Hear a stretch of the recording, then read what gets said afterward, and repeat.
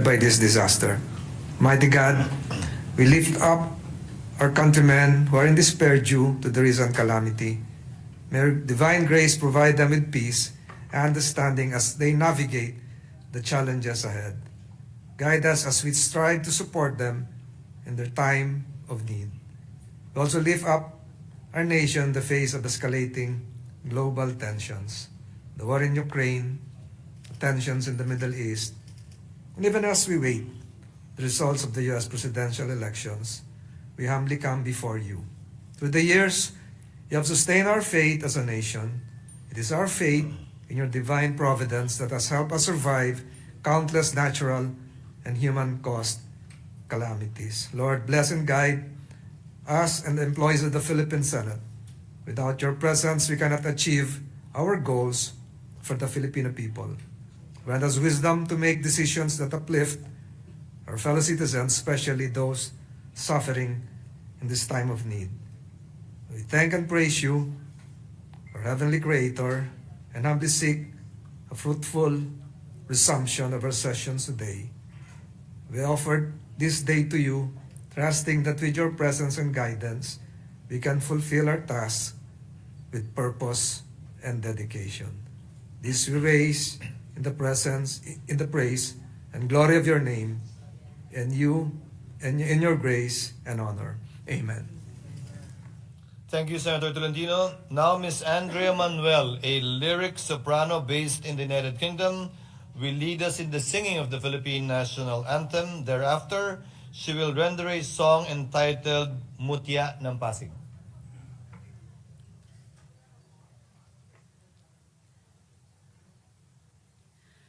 Bayang magiliw, perlas ng silanganan, alab ng puso, sa dibdib mo'y buhay.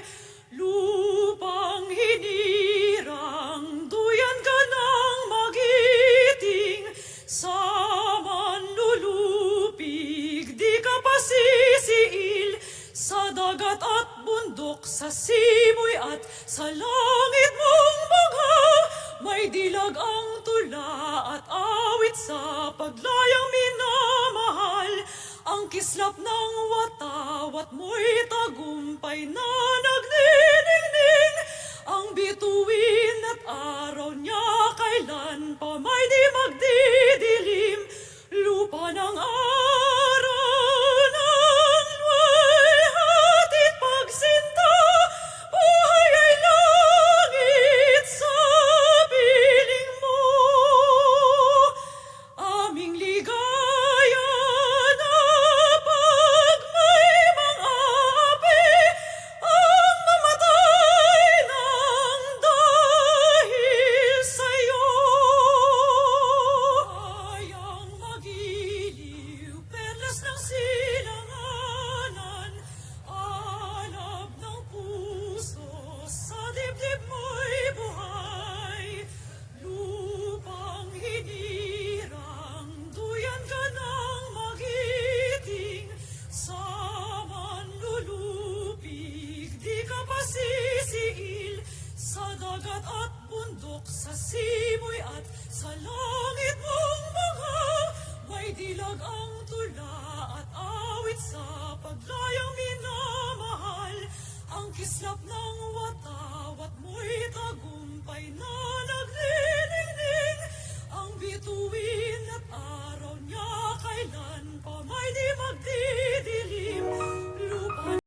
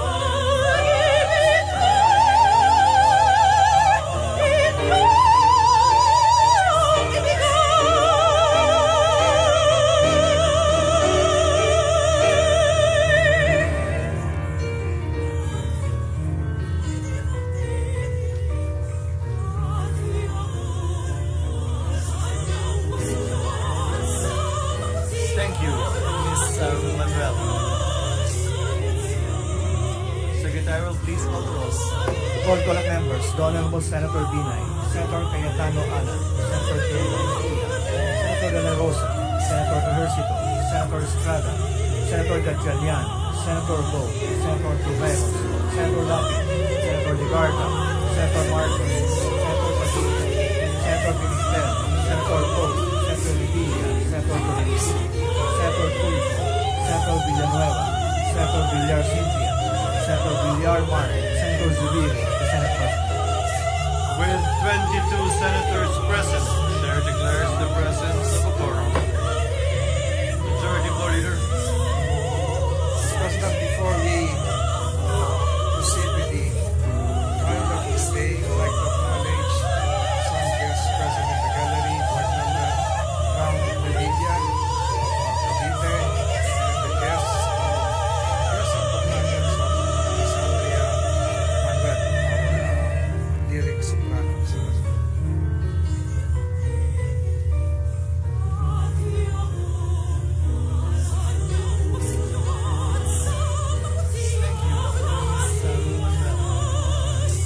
We welcome the guests.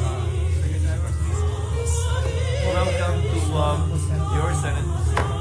Mr. President, I move that we dispense with the reading of the journals of the 26th session, Tuesday, September 24, 2024, and the 27th session, Wednesday, September 25, 2024, and consider them as approved. Any objection? There being none, motion is approved.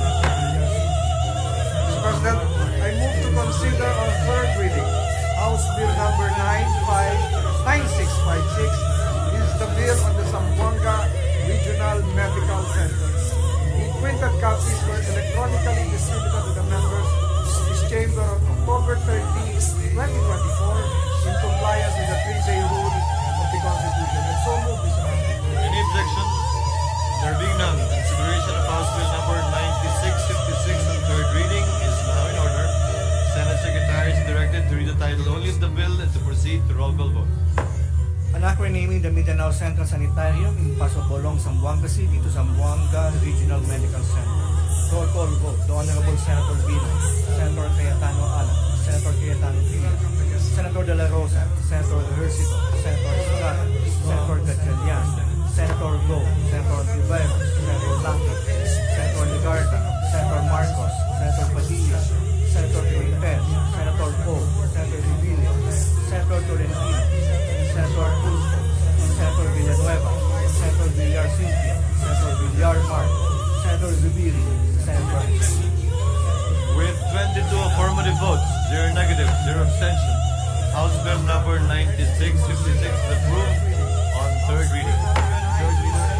Mr. President, I move that we consider proposed Senate Resolution number 1209. This is the resolution congratulating and commending the Senate Sentinels basketball team.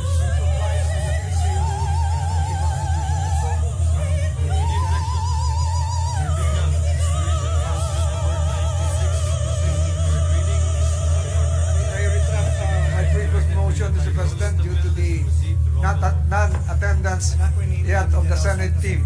As of yet. As of yet. Except for the 1 minute suspension, Mr. President. Session is suspended.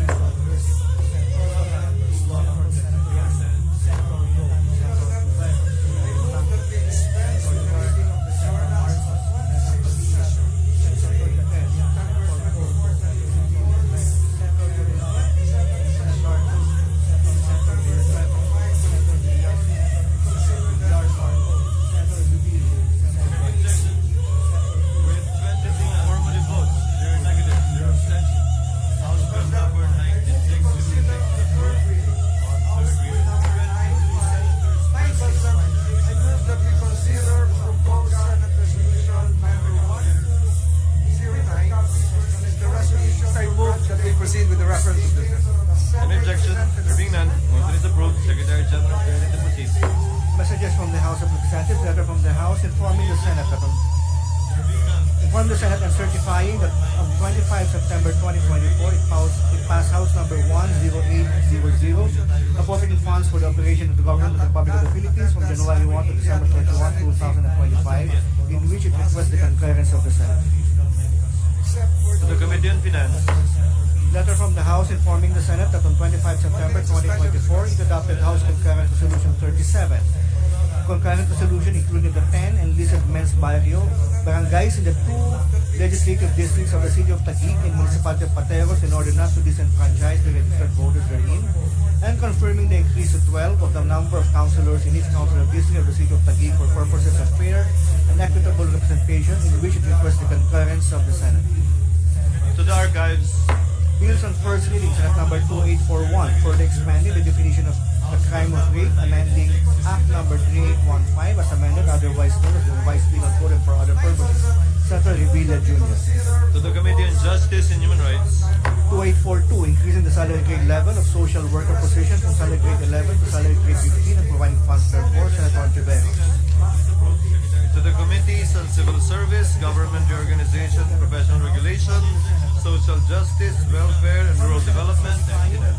2843, strengthening the Pantawid Panilyang Filipino program for peace through Parent Leaders Adult Education Program, Senator Ontiveros. To the Committees on Social Justice, Welfare and Rural Development, Economic Affairs, and Finance.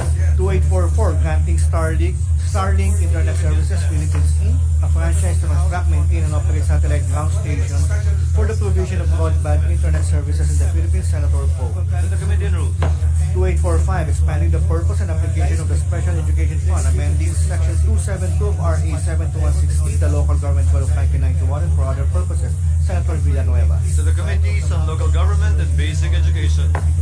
2846, regulating the practice of plumbing engineering in the Philippines, appropriating funds therefor and for other purposes, Senator Marcos. To the Committees on Civil Service, Government Reorganization and Professional Regulation, and Finance. 2847, creating the National Foreign Relations Council, appropriating funds therefor and for other purposes, Senator Tolentino. To the Committees on Foreign Relations and Finance. 2848, establishing the Liwanag at Luig Assistance Welfare Program for low-income households in times of calamities and natural disasters, Senator Tolentino. To the Committees on Social Justice, Welfare, Rural Development, and Finance. 2849, an act to further enhance the implementation of the lifetime rate, amending Section 73 of RA 9136, the ITIRA of 2001 as amended, Senator Tolentino. To the Committee on Public Services. 2850, expanding the purpose and application of the Special Education Fund, amending Section 272 of RA 7160, the Local Government Code of 1991, and for other purposes, Senator Cayetano P. To the Committees on Local Government and Basic Education. 2851, providing for a minimum wage for farmers, approving funds therefor and for other purposes, Senator Marcos. To the Committees on Agriculture, Food and Agrarian Reform, and Finance. Resolutions, proposed at Resolution 1209, congratulating and commending the Senate Sentinels for winning its second consecutive championship at the UNTV Executive Phase of Senator Escudero. To the Committee on Rules. 1210, commending and congratulating Tatiana Keisha Mangin for winning the gold medal in the women's 49kg category at the World Taekwondo Junior Championship held in South Korea from October 1 to 6, 2024, Senator Estrada. To the Committee on Rules. 1211, directing the Committee on Women, Children, Family Relations, and Gender Equality to conduct an inquiry into the reported cases of women being trafficked abroad to become surrogates as part of an infant trafficking scheme, Senator Ontiveros. To the Committee on Women, Children, Family Relations, and Gender Equality. 1212, congratulating and commending Tatiana Main for being the first Filipino to win the gold medal at the World Taekwondo Junior Championship in Villanueva. To the Committee on Rules. 1213, congratulating and commending Major Floren Herrera for becoming the first Filipino recipient of the Alexander R. Lininger Award for Valor at Arms, Senator Marcos. To the Committee on Rules. 1214, directing the Senate Committee to conduct an inquiry on the illegal engagement of 20 Filipinas in Cambodia for underground commercial visitation and surrogacy, Senator Tulfo. To the Committee on Women, Children, Family Relations, and Gender Equality. 1215, congratulating and commending the Philippine Paralympic delegation for the remarkable performance and valiant effort in the 2024 Paris Paralympics, bringing pride and honor to the country, Senator Cayetano. To the Committee on Rules. 1216, congratulating and commending Padel Filipinas and national team athletes Tao Yitan and Marian Cappadocia for being the first all-Filipina champions at the Asia Pacific Paddle Tour. Senator Cayetano. To the Committee on Rules. 1217, directing the Senate Committee on Public Order and Dangerous Drugs to conduct an inquiry on the campaign against illegal drugs by the Duterte administration. Senator Go. To the Committee on Accountability of Public Officers and Investigations. Additional reference of business deals on first reading, Senate number 2852, further strengthening the incentives of private sector participation in public educational institutions, amending for the purpose RA 8525, the Adopt a School Act of 1998, Senator Villanueva. To the Committees on Basic Education, Higher Technical Vocational Education, and Ways and Means. 2853, institutionalizing the career progression system for public school teachers at Philippine Funds, therefore, Senator Revilla Jr. To the Committees on Civil Service, Government Reorganization, Professional Regulation, Basic Education, and Finance. 2854, granting universal social pension to senior citizens, amending RA 7432, an act to maximize the contribution of senior citizens to nation building, grant benefits and privileges, and for other purposes, Senator Revilla Jr. To the Committees on Social Justice, Welfare, Rural Development, and Finance. 2855, strengthening the practice of midwifery as a profession in the Philippines, Philippine funds, and for other purposes, Senator Marcos. To the Committees on Civil Service, Government Reorganization, Professional Regulation, and Finance. 2856, promoting and supporting the development and growth of the Philippine film industry, creating for this purpose the Philippine Film Commission, defining its powers and functions, and for other purposes, Senator Estrada. The Committees on Public Information and Mass Media, Ways and Means, and Finance. 2857, providing for the promotion of film and television tourism, creating the Film Philippines Office, providing funds therefore and for other purposes, Senator Estrada. To the Committees on Public Information and Mass Media, Tourism, Ways and Means, and Finance. 2858, mandating the local government units to establish, maintain, and operate handog na oportunidad para sa edukasyon, centers, and Philippine funds therefore, Senator Estrada. To the Committees on Higher Technical Vocational Education, Local Government, and Finance. 2859, strengthening the governance and management of the Philippine Science High School system, Philippine funds therefore, Senator Estrada. To the Committee on National Defense and Security, Peace, Unification, Reconciliation, and Finance. 2860, providing for the establishment of a disaster food bank and stockpile for every province and highly urbanized city in the Philippines, providing for their maintenance and Philippine funds therefore, Senator Estrada. Prior to referring this, may the Chair clarify that Senate Bill number 2859 is referred to the Committee on Science and Technology, Ways and Means, and Finance. And this current bill, read by the distinguished Secretary General, is referred to the Committee on National Defense and Security, Peace, Unification, and Reconciliation, and Finance. Mr. President, Majority Leader. as a point of order, may we ask the technical group to have the bills being referred flash on the screen, because apparently it was discontinued a few minutes ago.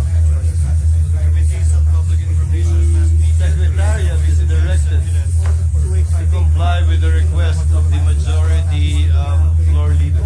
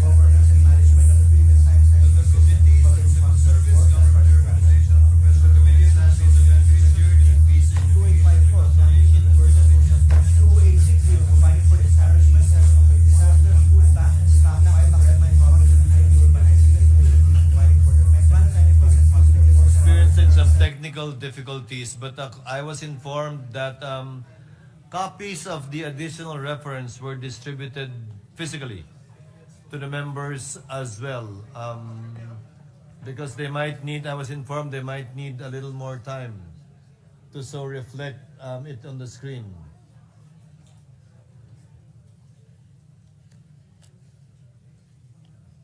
We are on page 3. No, page 2 of the additional reference. Page 3.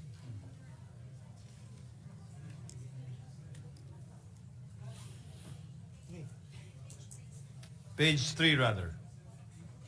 261 na. Secretary General is directed to proceed. Senate number 2861, an act granting Philippine citizenship to Andres Miguel Soriano IV, Senator Tolentino. To the Committee on Rules. Senate number 2862, an act setting the first regular elections in the Bangsamoro Autonomous Region in Muslim Mindanao, amending for the purpose Article 16, Section 13 of RA 11054, the organic law for the Bangsamoro Autonomous Region in Muslim Mindanao as amended. Senator Escudero. To the Committee on Local Government. Resolutions. Proposed Senate Resolution number 1218, directing the appropriate Senate Committee to conduct an inquiry on the present circumstances of the Center for International Trade Expositions and Missions, with the end in view of formulating policies for reforming it. Senator Pimentel III. To the Committee on Trade, Commerce, and Entrepreneurship. 1219, congratulating and commending Muhammad Nur Kasib of the Philippine Science High School, Central Mindanao Campus, for securing the Philippines' first ever gold medal in International Astronomy Astrophysics Olympiad 2024 in Rio de Janeiro, Brazil. Senator Lapid. To the Committee on Rules. 1220, congratulating commending CJ Opiaza for finishing first runner-up in Miss Grand International 2024 held on October 25, 2024 in Bangkok, Thailand. Senator Lapid.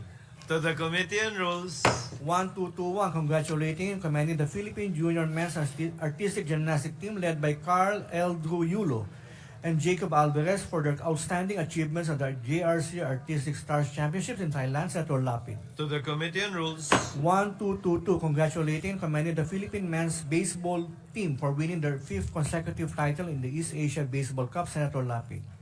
To the Committee on Rules. 1223, resolution honoring former Senate President Juan Ponce Enrile for his untiring service and contributions to the country and the Filipino people. Senator To Escudero. the Committee on Rules. Committee report 333 by the Committee on Tourism upon the recommendation of the subcommittee on Senate numbers 2797, 2790, 2435, 1854, and House numbers 5598, 8004, 6467, 10116, and 5282.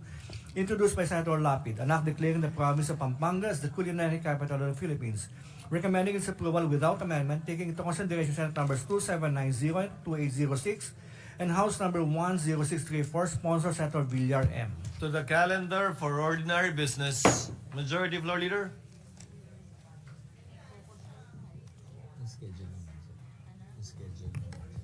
So, President, I move for a 5-minute suspension of the session to enable the members of this chamber to go into a caucus as requested by the Honorable Senate President.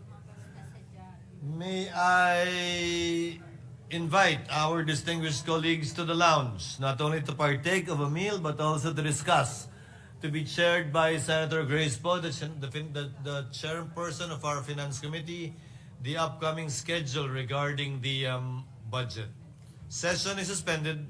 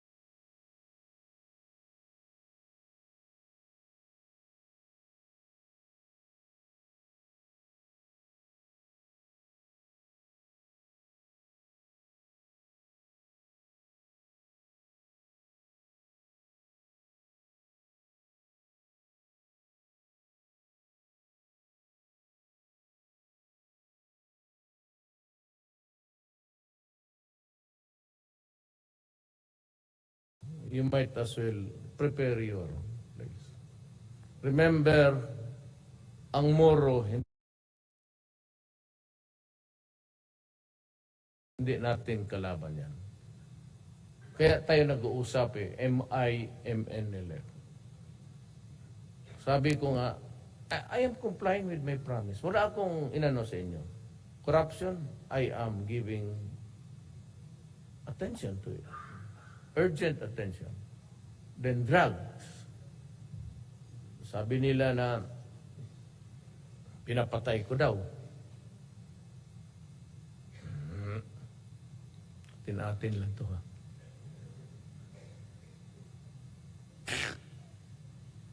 Tapos, I'm talking to the rebels. Ito nga, usap ako.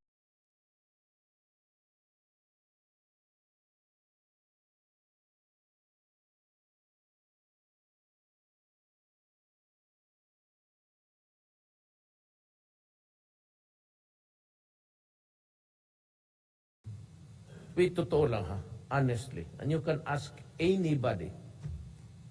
Kaya huwag kayong maniwala, walang kontrata sa gobyerno aabot ng Malacanang.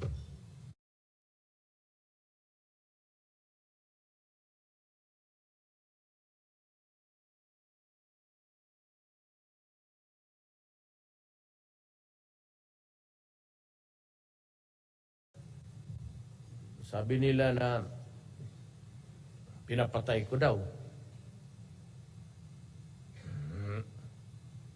Tinatin lang to ha.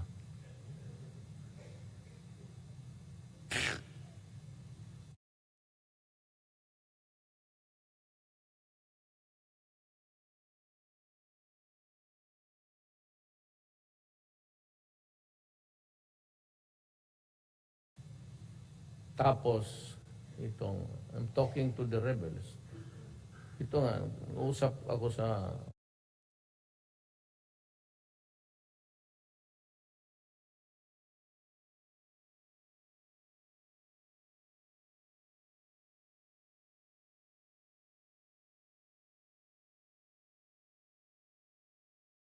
sa MIMN. Pag hindi ito, puputok, papas.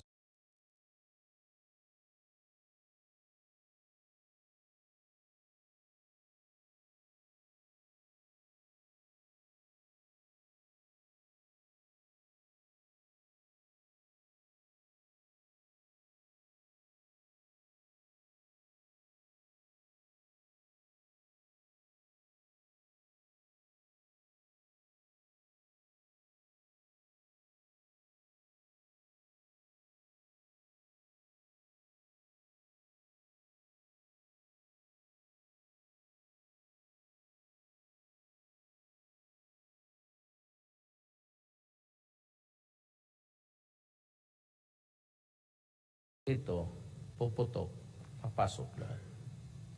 Sa any war, your enemy is my friend. Pang-apat is, I said, we are doing good, not really that good as we dream it, but good enough to, meron ako siguro, mas malaki maibigay ko. But in the matter, kasi let me be very clear.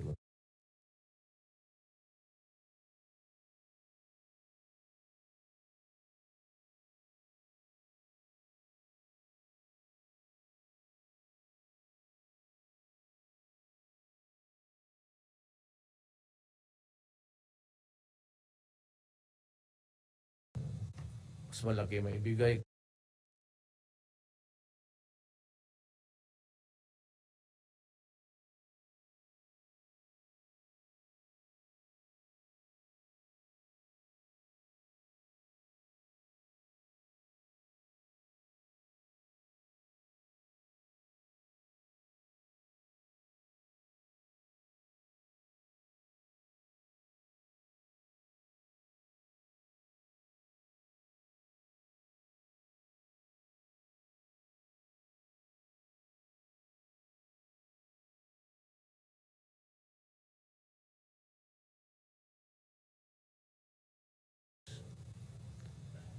wala akong ano sa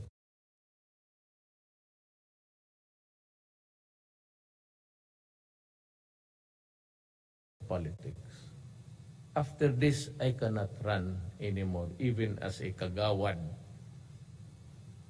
Wala akong ambisyon na maghanap ng away. Wala.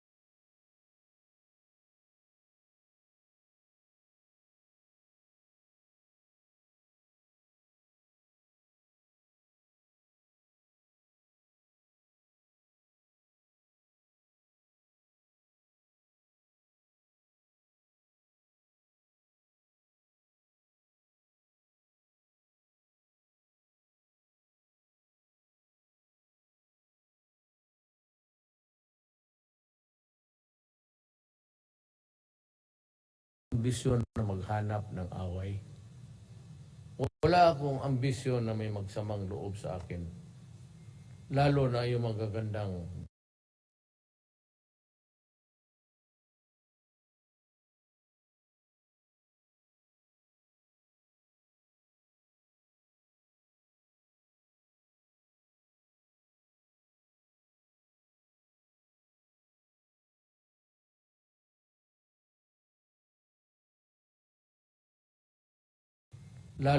magagandang babae. Sinaw-sinaw yung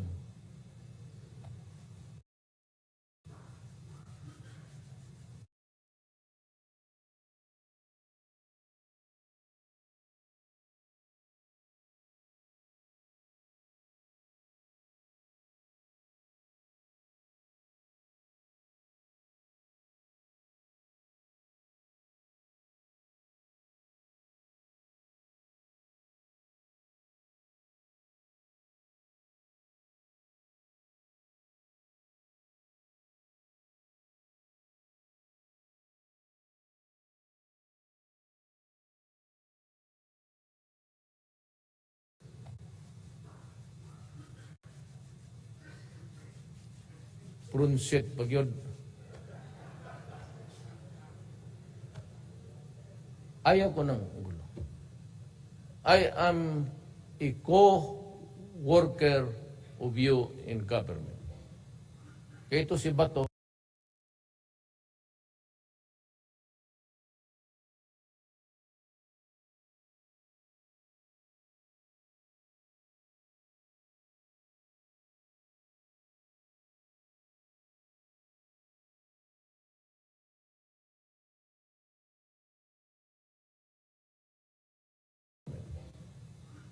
si Bato dito. Umalis na. Sabi ko, Bato, maglagay ka nga ng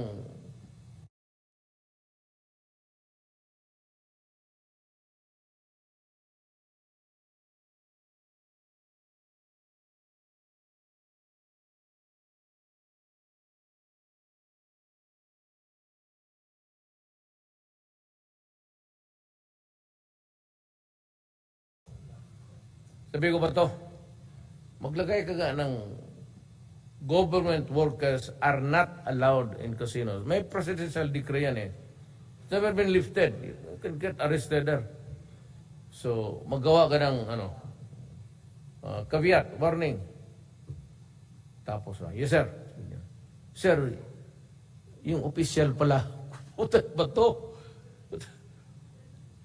Official, worker na government dyan. Ano ba official dyan? Hulihin mo lahat. Kaya unang nahuli, policewoman. Talaga, marami nahuli. Huwag kayong pumasok dyan. Hindi tayo.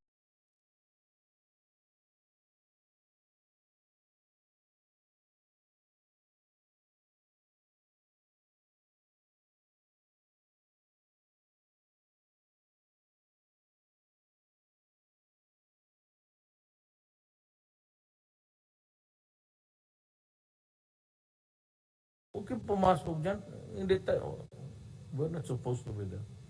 There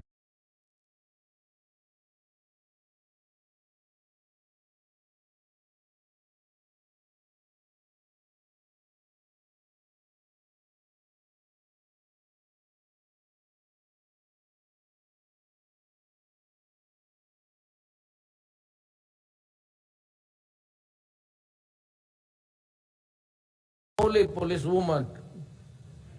Talaga, marami na huli. Huwag kayong pumasok dyan. Hindi tayo, we're not supposed to be there. There is a law made by Marcos which is very appropriate for generations. Maganda para for the generations to come, including this generation. We're not supposed to be there. Huwag kayong pumunta doon. At kung mag-travel kayo, I have this, you write a letter to Anyo. And it will reach my, basta magpermiso, lahat kayo. Pero yan, para walang masabi na, yung iba pala. Para walang salita, lahat appointed pati elected. Lalo na kung if you travel using public funds.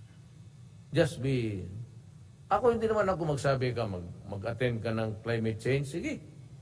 Daghan namang buang niya. Pero just let me know because kung kasi yung mga appointed positions, hindi yan sila elected eh. Buti kayo kasi elected. At least you have the mandate of the people.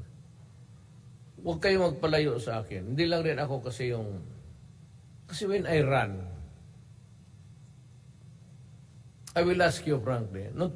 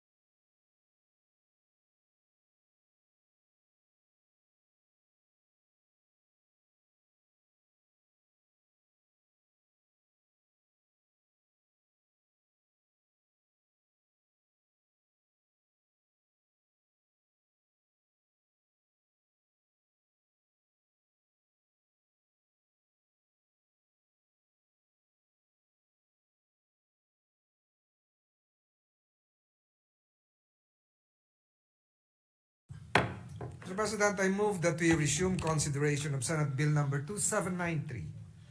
This is the bill on the Philippine Natural Gas Industry Development Act. Is there an objection? There being none, motion is approved. Mr. President, I move to resume the period of individual amendments. Well, actually, Mr. President, I understand that Senator Tulfo, the previous chairman of the Committee on Energy, wanted to deliver a privileged speech first, and the Senate President... Yes, during the break, Senator Pia, So we'll start with yes, this he intimated first. to me Okay. that Okay. the period of interpolation regarding the NatGas will be had.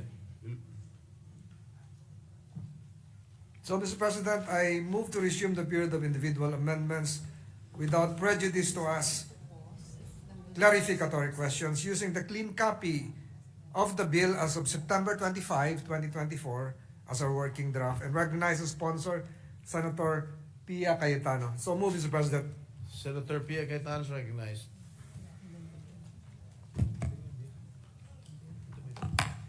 Thank you, Mr. President. I am just setting up my notes, but we are ready to proceed in a few seconds.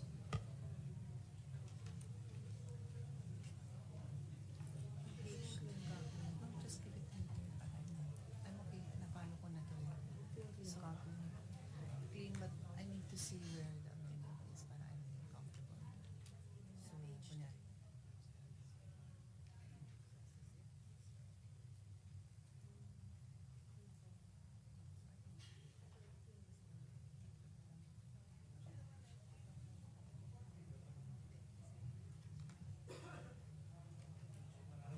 I guess yung parang sa'yo.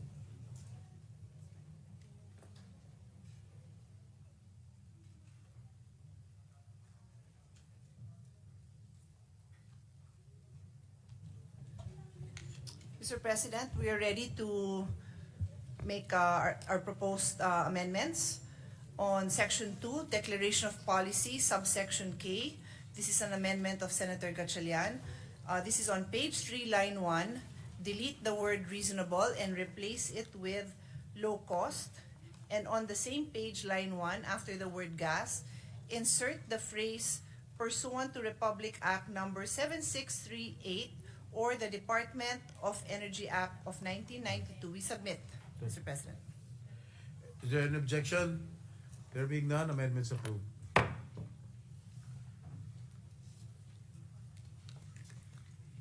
Thank you. The next item is also on Section 2, still on the Declaration of Policy, subsection M, also an amendment of Senator Gatchalian. On page 3, line 7, after the word aggregation, delete the phrase as a nationwide or grid-wide strategy in order to mitigate. And on the same page, delete line 8 and replace it with whenever economically beneficial for end users and to contribute to mitigating natural gas supply and price shocks. We Is there submit. an objection? There being none, amendments approved. A minute suspension, Mr. President. Session suspended for a minute.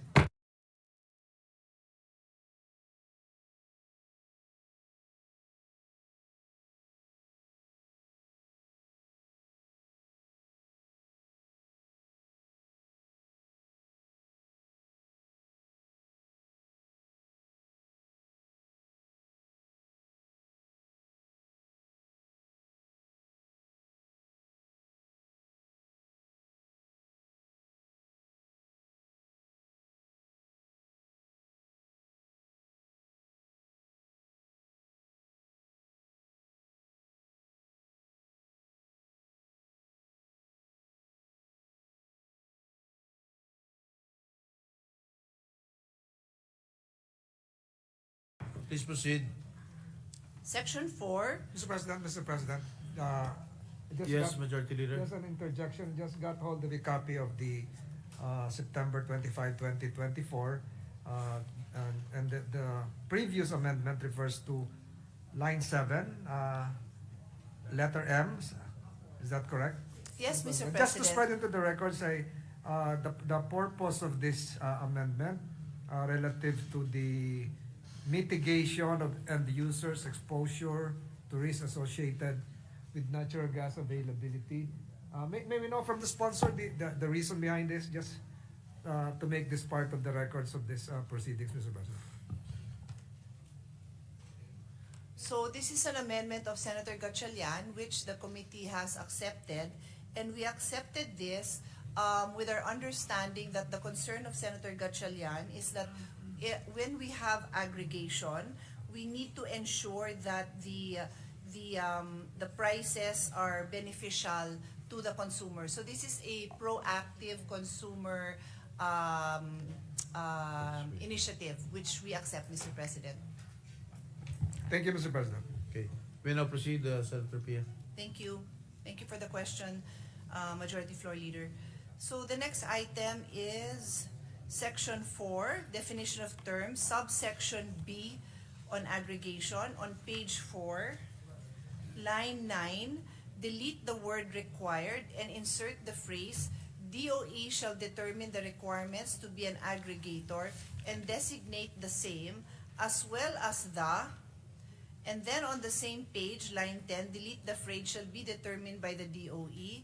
And on the same page, line 11, after the word account, insert the phrase consumer welfare. We submit, Mr. President. An objection? Mr. President, may we ask from the sponsor her indulgence again? How would this now be read as amended? Sure, Mr. President. So, the entire section B shall read as follows.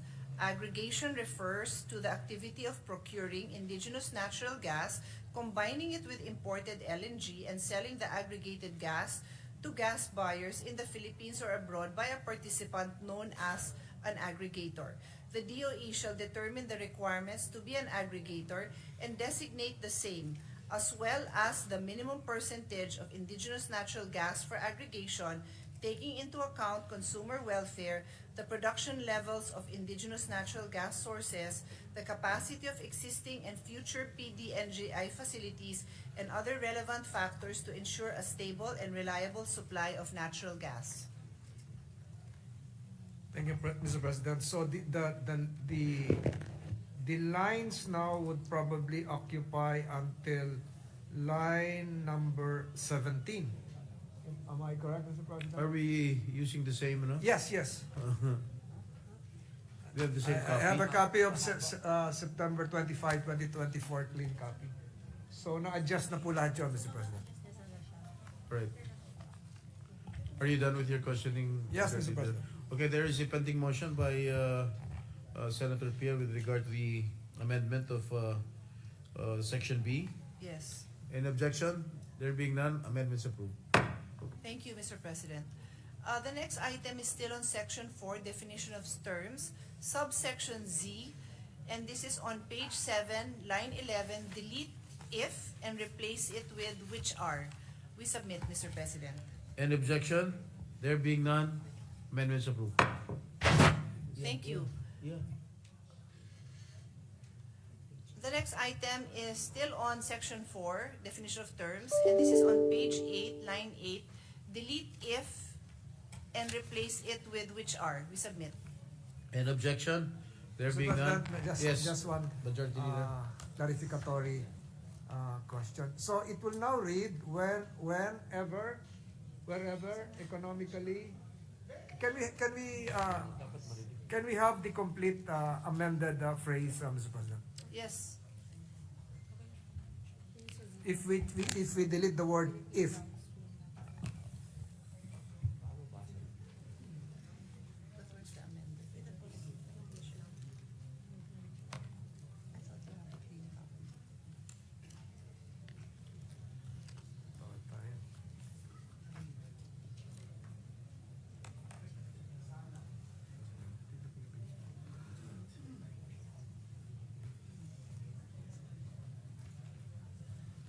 It's actually just a style amendment, which to this representation would be more accurate.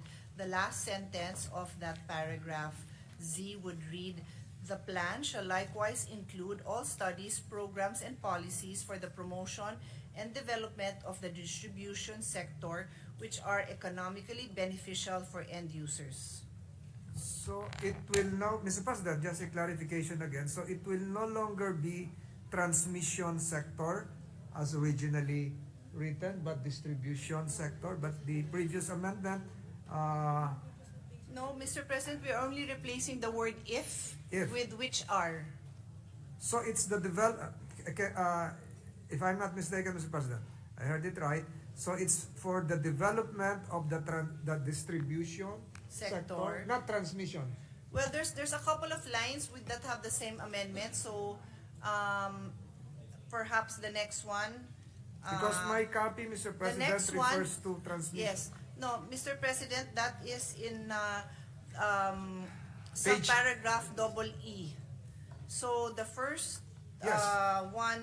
the first time I made that similar amendment is on letter Z, and that's distribution sector, which are.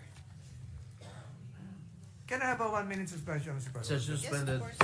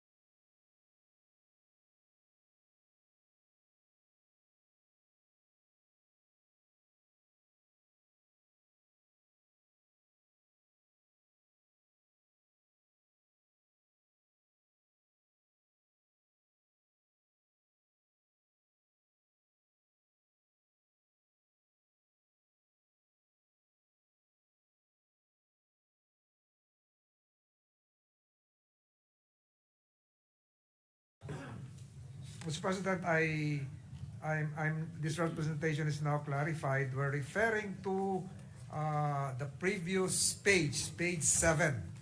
And page 7 was the first amendment introduced, and it refers to the words distribution sector on line 11.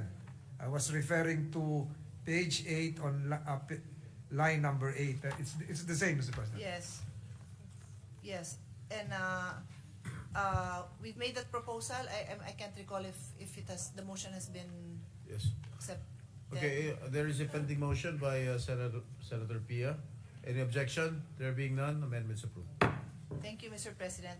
The next one is still on section 4 on the definition of terms. It is on page 8, line 27. A similar amendment, delete the word if and replace it with which are. Any objection? There being none, amendments approved. The next amendment is on section 4, also definition of terms. This is a Senator Risa Hontiveros amendment, which includes a style change. On page 8, after line 27, insert a new subsection JJ, which shall read as follows. JJ, renewable gases refer to hydrogen, ammonia, biomethane, synthetic methane, and other gases derived from renewable sources. And reletter the succeeding subsections accordingly. We submit, Mr. President. Any objection? There being none, amendments approved. Thank you, Mr. President. The next amendment is Section 5 on powers and responsibilities of the DOE, subsection F. This is a Senator Gatchalian amendment with some revisions. On page 12, line 19, after the word regulations, insert colon and the sentence, provided that this applies to sales of shares that would result in a change in control of the permit holder or its ultimate parent. We submit, Mr. President. Any objection? There being none, amendments approved. Mr. President, Yes, Mr. with the President, permission of Senator apologize for Senator Sherwin. this anterior amendment, Mr. President. This is still on page 9, Mr. President. Page 9, line 10, after the word DOE, replace the phrase which shall set the performance standard for TPA with the phrase for PGI facilities, colon, provided that the TPA code for conventional transportation system shall be promulgated by the ERC. What does the sponsor say? Page 9, line 10. This is on the clean copy dated September 25.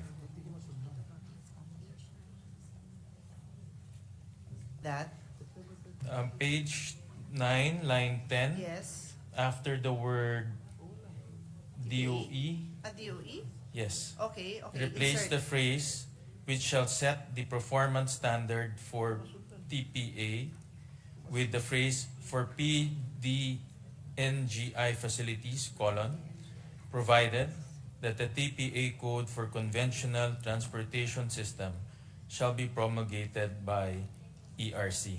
And the reason for that, Mr. President, is um, the conventional transportation system are considered public utility, and in this concept, whenever it's public utility, the ERC will regulate it, Mr. President. So that's the rationale why we included that. For virtual transportation system, that will be under the DOE, Mr. President. So that's the rationale, Mr. President.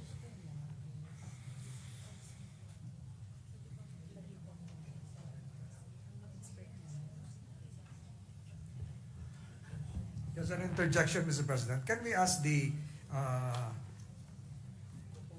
proponent to have the entire provision, the entire subsection MM be read correct. in its entirety, Mr. President? So, Mr. President, a third-party access code or TPA code refers to the code formulated by the DOE for PDNGI facilities, provided that the TPA code for conventional transportation systems shall be promulgated by the ERC. This is only insofar as the TPA code for conventional transportation system, Mr. President, the third-party access code. And subject to style. Yeah, but actually, Mr. President, it took me a while to study this, no, because it's technical, as we can all see. This amendment is not acceptable to DOE because per DOE, they are the ones that have the expertise when it comes to third-party access of natural gas. Under IPIRA, ERC regulates when it is power-related. So prior to power conversion, or if it is sold for non-power purpose, it is DOE that has the jurisdiction. Fuel like coal and petroleum is within the jurisdiction of ERC only when it becomes a component of power generation. So unfortunately, we can't accept it, Mr. President. Yes, Mr. President, just a clarificatory question, Mr. President. For public utilities, I think this was also raised by the majority floor leader. For pipelines, which are also which are named conventional transport system, these are considered public utilities. And public utilities are regulated, Mr. President. So in this concept, the regulation will fall under DOE or ERC. And the reason why we propose this, because ERC is already currently the regulator of power, Mr. President. And in the proposal, it will also be the regulator for pipelines, Mr. President, because currently, there's no regulator for pipelines. So it will now fall under DOE, Yes. ERC, Mr. No, President. pipeline is under DOE, Mr. President, unless we change the rules. But pipeline is currently under DOE. For the policy, Mr. President, but for the regulation of pricing, regulation of use, Mr. President, so... It's not covered by the mandate of ERC. Mr. President, can I ask for a minute suspension? Session suspended.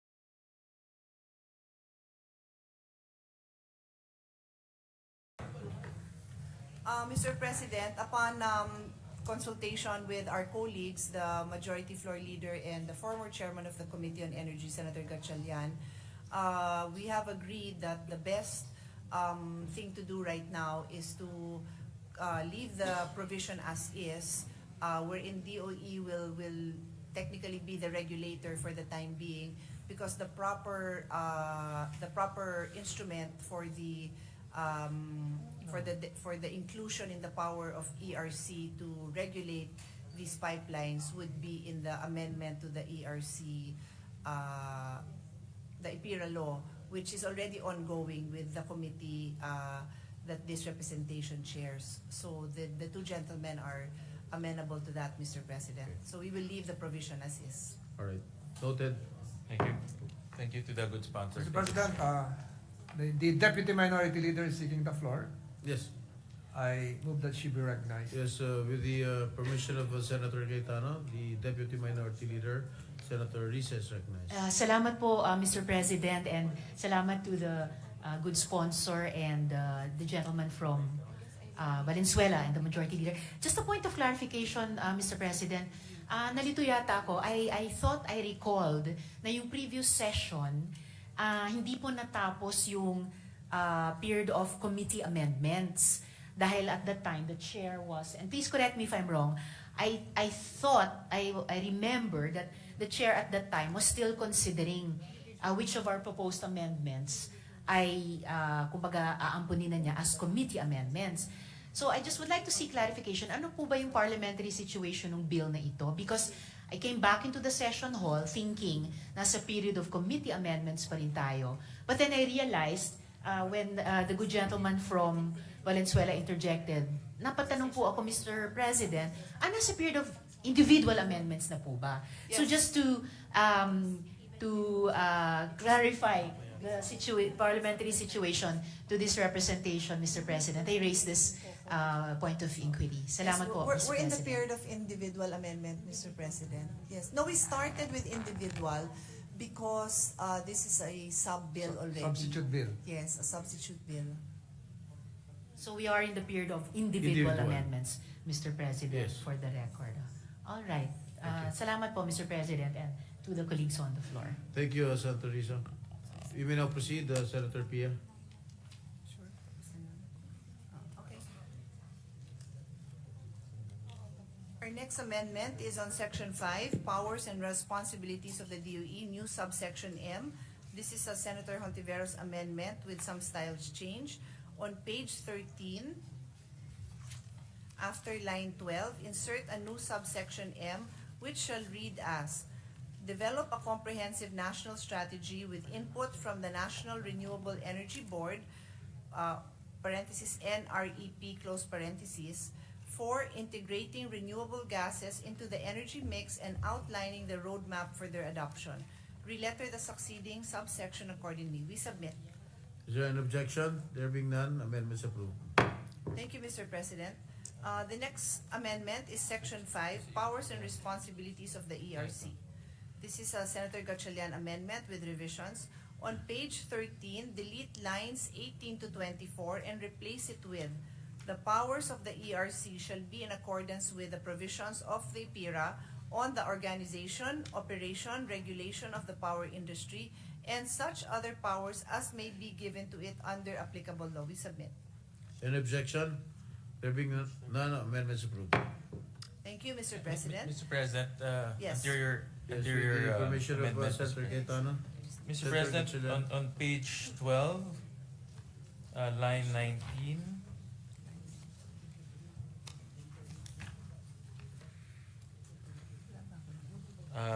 after the word regulations, insert the phrase provided that this also applies to sales of shares tantamount to a change in control of the permit holder or its ultimate parent.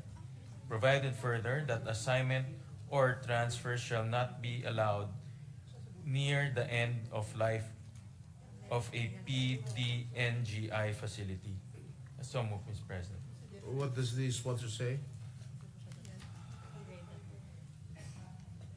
I'm checking, Mr. President, because we already read a similar amendment into the record. I'm just checking the difference between what we read and what His Honor is proposing. Sales of shares. Ay, ano nga ito? Dinagdag niya. Sundan mo ito. So ito additional.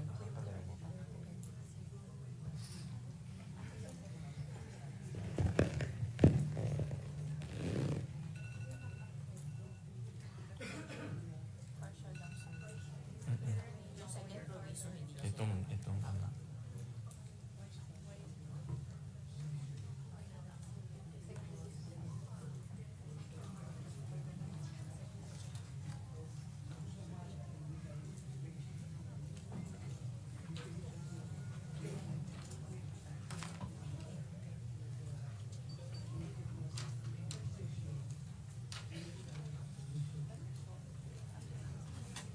Itong mga... Mr. President, there were concerns, I believe the proposal of His Honor now was included in the submissions made to us, no? Yes, Mr. President. And that part raised some red flags among the team in our discussions with the Department of Energy, because it may be tantamount to a violation of the constitutional provision on right to property. Does His Honor have any thoughts on it? This representation is very open. Our goal is really to accommodate as many of His Honor's amendments, especially given his experience. But I just wanted to raise that. And does His Honor have any? Would His Honor like to elaborate so we can weigh in on it? Yeah. Well, Mr. President, this stemmed from the our experience from Malampaya, wherein the sellers of Malampaya and the buyers of Malampaya argued that there was no change in entities because only shares exchange hands. But we all know right now that there was a change in control and even management of that entity. So to circumvent the government approval, what these entities are doing is to exchange shares and argue that there is no change in the corporation. So, but that part, Your Honor, has been accepted. okay, Mr. President. That part is accepted, so we don't need okay, to... Mr. President. The proviso, Mr. President, actually the proviso came the from... end of life. Yeah, the end of Yeah. life. The proviso came from a research that we conducted in the U.S. wherein some of the assets, for example, nuclear assets or even natural gas asset, at the end of life, they will sell it to a shell company to release them from the obligation of winding down or spending for closure expenses, Mr. President, or decommissioning expenses. And then that shell company will declare bankruptcy, Mr. President, releasing the original company of its obligation to decommission the asset, Mr. President. And that has been I read several articles to that effect, Mr. President, that happened in the U.S. So just to avoid a scenario wherein there's a decommissioning requirement, but that entity will circumvent that requirement by selling the assets to a shell company. Yes. Mr. President. So, Mr. President, I'd like to react to that. This representation totally agrees with the concern raised by His Honor. We really wouldn't want that to happen because today we are very much aware of the obligations, very, very important obligations that will only occur towards the end of Yes, life. Yun nga yung mga correct, Mr. decommissioning. It's very relevant in the energy sector, no, in the mining sector, Correct, things like Mr. that. President. So this representation would be inclined to accept this amendment if it refers to a shell company. I'm just thinking also though of what if there is a potential buyer who is interested in pouring in more funds. Like in the case of Malampaya now, they're going to drill again. So talagang end of life yung current, but they're going to drill again, and there's a new investor who wants to come in for that reason. Let's say the current investor has already invested what it could or has somehow invested somewhere else. I wouldn't want to deprive us of that opportunity of bringing in a fresh investor who truly has good intentions. So subject to style with his honor. Yes, Mr. Can President, his we're honor open to work that. with us Yeah, on- Mr. President, on that? my proposal really stemmed from circumventing the obligation Yes, for of decommissioning, course. Mr. President. So if we let's can work narrow with it that. down Okay. to that Yes. objective, we're open to that, Okay. Mr. President. So Subject to style. with that in mind, let's ask our staff to work while I'm going through the other amendments, and then maybe towards the end, we can already have something. Yes, thank you. Thank you, Mr. President. Thank you. So we will hold it in abeyance? Yes, Mr. President, please. All right. Please proceed to your next amendment. So we go back to... Tama ba? All right. So our next amendment is Section 6, Powers and Responsibilities of the ERC, and this is a Senator Gatchalian amendment with revision. On page 13, delete lines 18 to 24 and replace it with, the powers of the ERC shall be in accordance with... I've read this. I think this, I'll just read it again. This is what I think was on the table when His Honor made his intervention. The powers of the ERC shall be in accordance with the provision of the IPIRA on the organization, operation, regulation of the power industry, and such other powers as may be given to it under applicable law. We submit, Mr. President. Is there an objection? There being none, amendments approved. Mr. President, just a clarification. Yes, Majority Would Leader. this now probably encapsulate in the near future, in the event that the IPIRA law is amended, the future powers of IPIRA as amended? Would the language include? Yes, under applicable law. So I believe, Mr. President, when we do amend IPIRA, this will still be, they will be consistent, Mr. President. Or delegated to it pursuant to this act. Subject to style, Mr. President, I think that's correct. Okay, I'm happy to have any other style change to reflect future amendments to IPIRA. Okay, We please can proceed, Mr. President. Yes. Mr. President, I have an anterior amendment, Mr. President. On Senator Gatchalian. yes, thank you.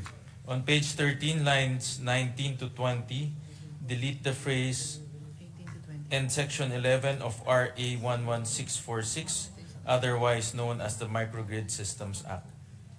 That has been accepted Accept- already. Okay, Yes. thank you, Mr. President. So the next item is on section 15, powers and responsibilities of the National Commission on Indigenous People. Page. On page 17, line 15. After the word upon, delete the article the. That is all, Mr. President, we submit. Any objection? There being none, amendments approved. Mr. President, with the permission of the sponsors, the deputy minority leaders is likewise seeking the floor. Okay. move With that the she permission of recognized. Senator Cayetano, Senator Tiveros recognized. Yes, thank you, Mr. President. With apologies to my colleagues on the floor, I wish to raise, originally I was going to raise these anterior amendments after the good chair and the gentleman from Valenzuela finished with the individual amendments. But upon consultation with the majority leader and the good majority leader's advice to raise them now before we go further in the bill, I will do so. I'd just like to make of record, Mr. President, that I submitted these amendments before this clean copy as of September 25 was drawn up. But I'm, as of today, still waiting for feedback regarding my proposed amendments. So I apologize that my anterior amendments, yung pagination nila, saka yung line, will not correspond anymore to the clean copy as of September 25. Kasi ito pong anterior amendments ko were based on the previous clean copy, and these anterior amendments to which I was still awaiting feedback on up to today. So just for the record, Mr. President. So if I may, If I may yes, also, Mr. before President. Her Honor continues, so Her Honor is correct. We received the written amendments from different senators, including Her Honor Senator Risa Hontiveros, and what you will what you will see in the clean copy now and the additional amendments we are making, which is following the chronological order, are those that we are accepting. So the amendments that have already been read, that has passed the section, have not been accepted. But Her Honor is free to put it on the floor and we can give an official response. But just to advise that that is really the situation. We tried to accept as much as we can for the consistency of the bill and pursuant to its objective. I apologize that we're not able to accept all, but we're happy to have Her Honor explain if she wants. Thank you. Thank you so much, Mr. President, and to the good chair. Maybe if Her Honor can make reference to the section also to make it easy for Yes. us to follow. Thank you, Mr. President, and thank you also to the good chair for actually completing my understanding of the earlier query I raised as to the parliamentary situation. And if I may of just the add bill. Yes, Mr. also, President. it's my attending the energy conference in Singapore that aided me in also understanding so much of the energy industry, which admittedly is new to me. I think we only have one resident expert, Senator Gatchalian, who has been handling this for many years. So a lot of Her Honor's amendments became clearer to me upon listening hours and hours to these experts in energy on chemicals and very technical terms.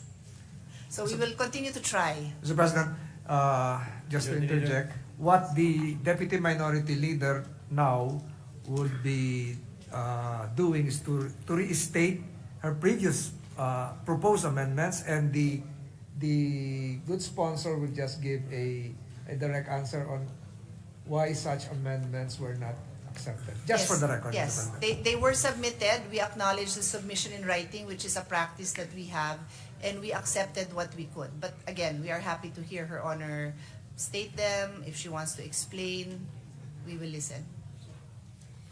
Thank you very much, good sponsor and good majority leader, Mr. President. So at least to state them for the record, just so that they are of record, yung ilang proposed amendments. And again, I apologize na hindi ko po ma-isa-cite in connection with the updated pagination and lines, except for one of these which refers to a proposed amendment to Section 3. So on the old page 3, the old line 11, I had proposed to, after the word contracts. Can Her Yes, Honor Mr. mention President. just section, and is there a subsection, a letter M, letter L? I'll try to complete that, Mr. President.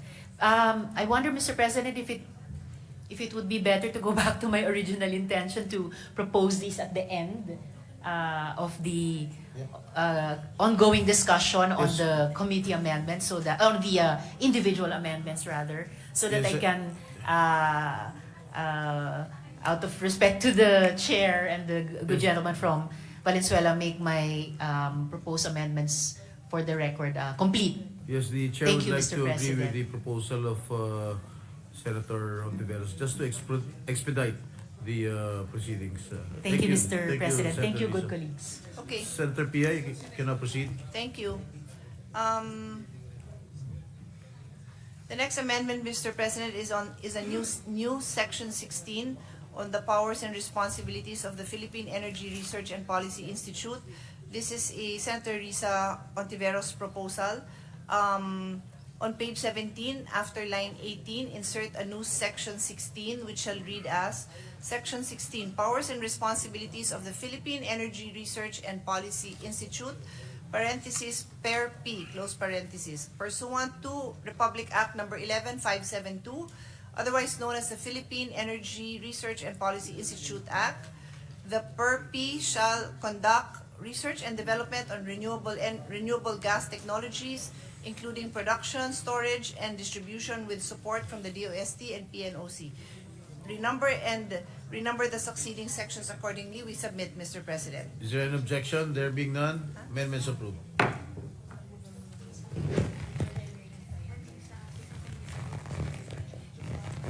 agency. Still on section 16, on page 18, delete line 1 to 8 and replace it with, the DOE shall be the lead agency in the development of aggregation in the country. The DOE shall determine and designate the aggregator and issue the applicable policies for the implementation thereof, adhering to the principles of economies of scale as well as energy transparency, competitiveness, security, and reliability. The DOE may direct any of its attached agencies and instrumentalities to participate in aggregation activities. We submit, Mr. President. Is there any objection? There being none, amendments approved. Mr. President, on Yes, page, what is the on- pleasure also on of the same Secretary page, General? Mr. President.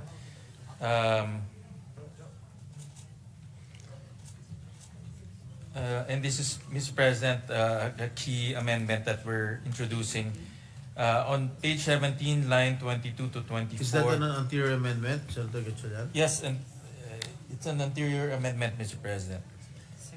So on line 22 to 24, delete the phrase organization for the purpose of this act.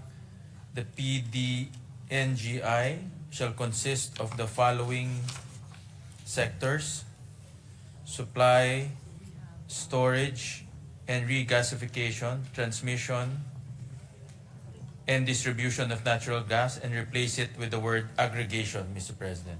What does this sponsor say? So, Mr. President, the proposal here is to specify clearly that this provision tackles the concept of aggregation, and later on we will move on into the concepts of aggregation, Mr. President.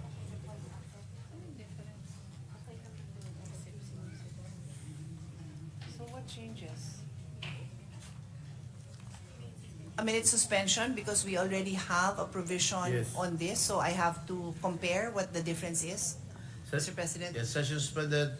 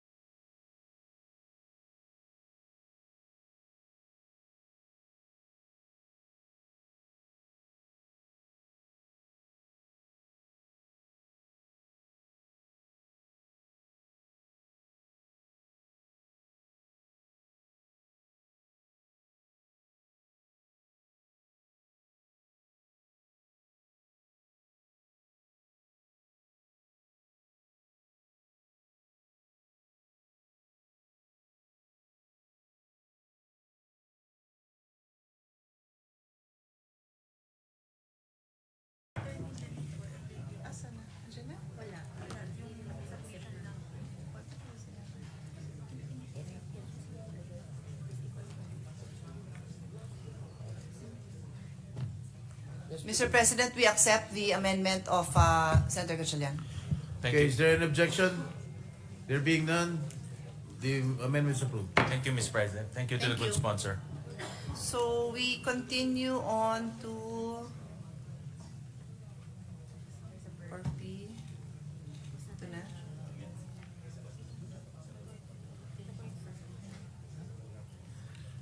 The next amendment is Section 21, Authority to Obtain Information. On page 19, line 8, delete the word to.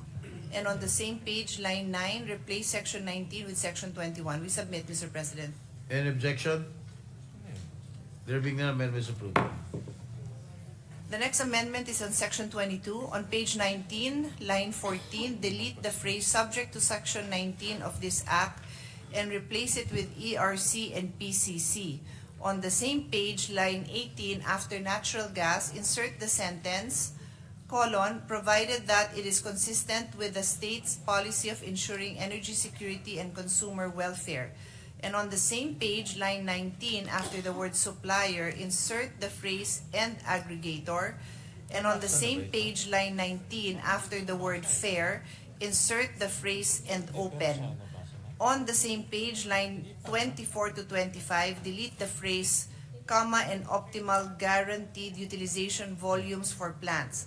And on page 20, line 4, delete the phrase, this includes requiring electricity supplier to source A, and delete the remaining lines 5 to 7, then replace it with this sentence. Pursuant thereto, the DOE shall formulate mechanisms that shall prescribe a mandated minimum percentage of the electricity demand of generation companies and or distribution utilities to be sourced from indigenous natural gas. Such minimum percentage shall be reviewed and adjusted by the DOE as may be necessary.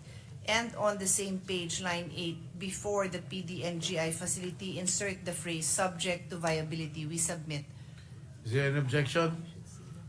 There being none, Subject to style, Mr. President, the provision appears to be too long. yes. Perhaps The amendment. Yes, the amendment- exactly. It is one paragraph. Normally, when it's that long, I just say replace it and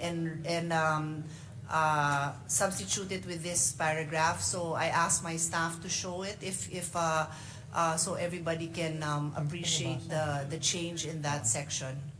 We can do that, Mr. President. All right. Is there an objection? There being none, amendments is approved subject to style. Mr. President, just a Senator clarification. Has a good sponsor amended page 18, line 1? 18, line 1? We deleted line 1 to 8 on page 18 Page and replaced it with the paragraph that I read into the record.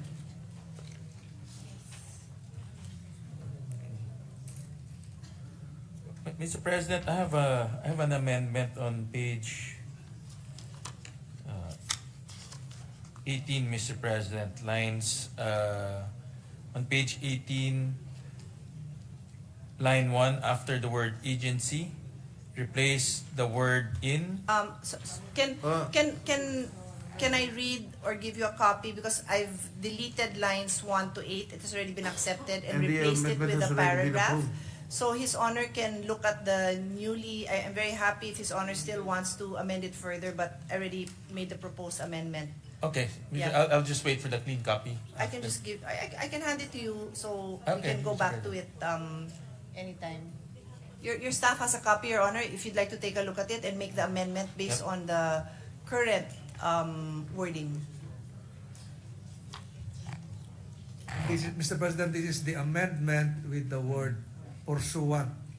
I heard the word pursuant a while ago. 1 minute No, suspension, that's Mr. President. different. Session suspended.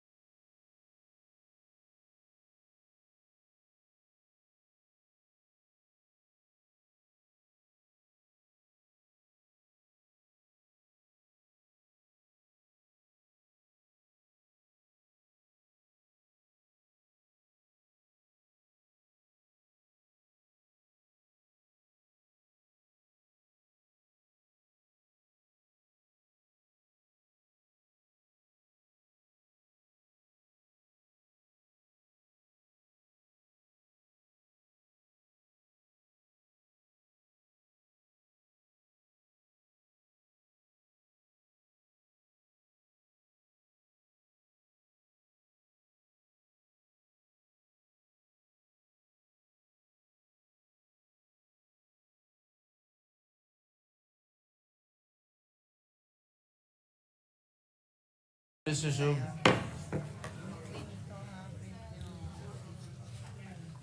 The next item is on section 27 on cross ownership on page 21, line 9. Delete uncompetitive and replace it with anti-competitive. And on the same page, line 11, delete section 13 and replace it with section 14. We submit, Mr. President. Before we act on it, Senator Gatchalian, have you withdrew your motion to amend? Well, Mr. President, we'll just wait for the clean copy so that we can take a look at that new provision that was inserted. And if need be, we can add Alright. some more provisions, if need be. Mr. Okay, there is a pending motion by Senator Cayetano. Is there any objection? 19, no? There being none, amendments approved. Mr. President, I have an anterior amendment, Mr. President. On page 19,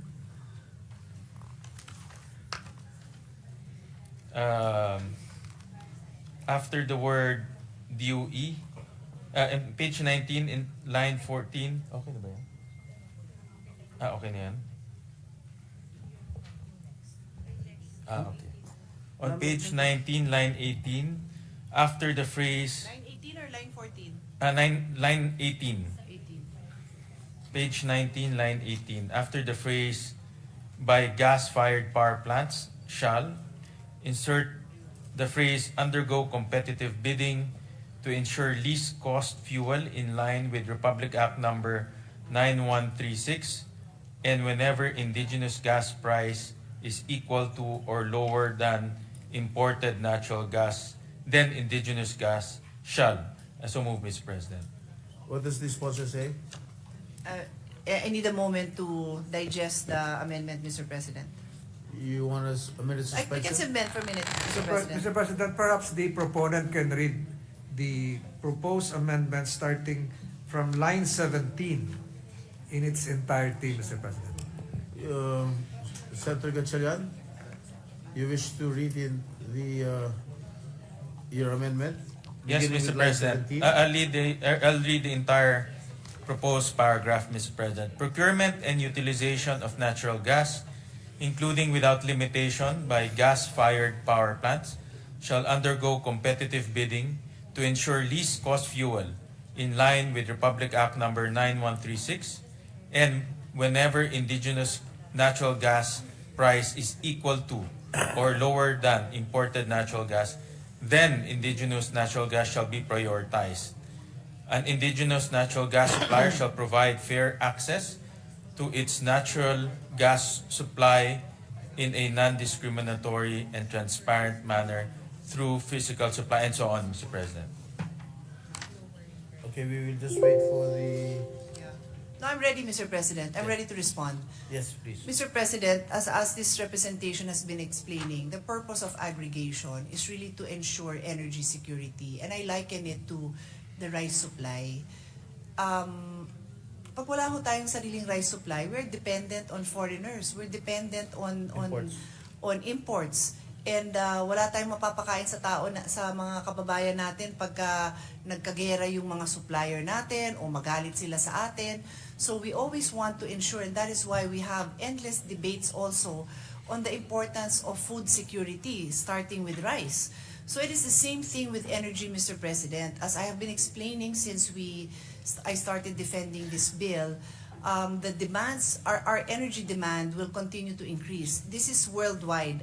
Yun nga po, kakagaling ko lang sa isang conference, and worldwide, energy demands will increase. Ang example nga binibigay ko po sa ating lahat, kasi mga kaedad ko, maaalala nyo to, natuto ako magbukas ng delata, dipihit yung can opener. Ngayon yung can opener, kailangan pa di baterya. Tapos, lumaki din akong paypay. Ngayon, pag lumalabas ako, yung mga tao, puro battery-operated na yung handheld na paypay. So, everything now is powered. That's just the way we roll nowadays, Mr. President. So, the energy supply will be very much in demand. Energy will be very much in demand. And the only way we can assure our people of a steady energy supply, and that means reliable, yung hindi pa brown out, at yung presyo, medyo kontrolado natin, is may sarili tayong supply. I don't think it is that difficult to understand that kung may sarili kang supply, okay ka. So on that note, again, a learning I had during my recent conference in energy, ang dami ng bansang gumagawa ng aggregation. Kasi nga, kukunin nila yung supply ng iba-iba. Kasi parang ano ho to parang yung futures market. Yung nagbibid ho dun sa mga grain, sa mga stocks, agricultural products, very common in other countries.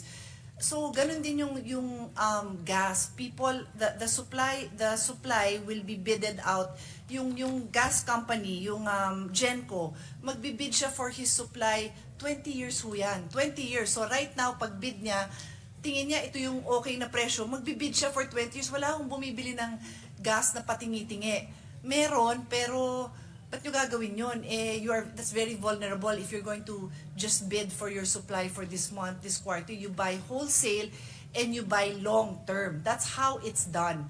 So, the purpose of aggregation now is to ensure that may market ang indigenous supply natin. I will put on the screen again the chart that shows that historically, lagi namang mababa. When I say lagi, let me correct that. Predominantly, mababa naman ang presyo. Yan ho yung color blue. Yan ang presyo ng indigenous gas natin. The blue line. Kung ako ho ay runner, kaya-kaya kong takbuhin yan. Dire-diretso lang yan. Tingnan nyo naman yung color red. Ang tindi ng ups and downs. That is the imported supply. That is data from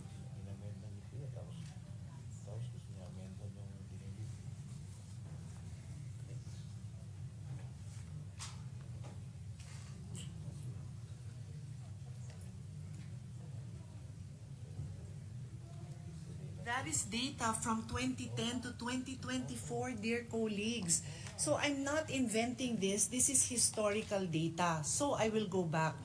What we are trying to do here in the natural gas bill is to promote exploration and development of our indigenous natural gas. And for us to promote it, we want to make it inviting to investors. Open to all po to, kahit sino pong investor na may ganyang kakayanan, may ganyang kapasidad at may ganyan ding resources para mag-invest ng indigenous gas. They can come and invest so that tayo naman magkaroon tayo ng security of energy because we have our own indigenous natural gas. So, in this specific provision that His Honor is would like to amend, hindi ho natin matatanggap yan because precisely we need to ensure na may buyers, bibili ng mga generation company ang ating indigenous natural gas.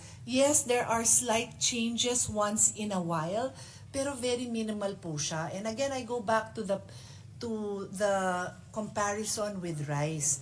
Di syempre, unahin natin ibenta yung sariling atin, yun muna ang gagamitin natin. So, with all due respect to our colleague, that amendment cannot be accepted.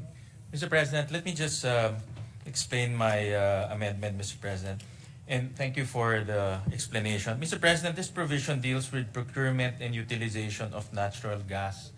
And in the proposal, and let me just read it, procurement and utilization of natural gas, including without limitation by gas-fired power plants, shall be prioritized over imported natural gas, Mr. President. So, Mr. President, without any bidding, we don't know what prices this prioritization will be charged to our consumers, Mr. President. So all we request is for bidding to be conducted so that consumers will be assured that the best possible price will be passed on to them. And as an added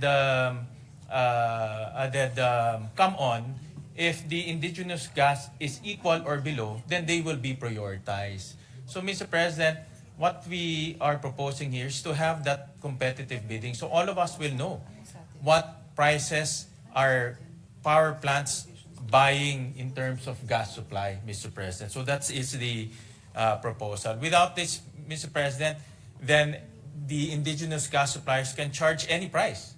No, they can charge, there's no restriction whatsoever in terms of pricing. And we have to remember that this gas price will be passed on all the way to the end consumer, Mr. President. So we're just protecting the consumers in this proposal, Mr. President.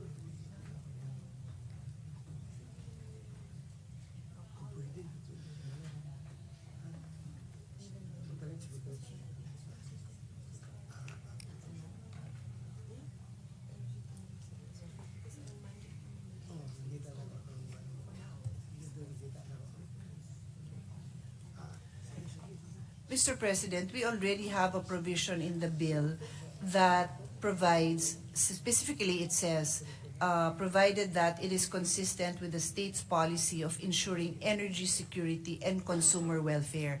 I've also repeated this a number of times during the period of interpellation because it is our concern that the consumers get the best possible prices. So, hindi naman balak ng ating regulatory agency na mataas yung presyo na makakarating sa mga consumers. Pero ang gusto natin, mabalanse natin yung energy security and consumer welfare. So that is the reason for, we believe that this provision is sufficient to guard the consumers' rights, Mr. President.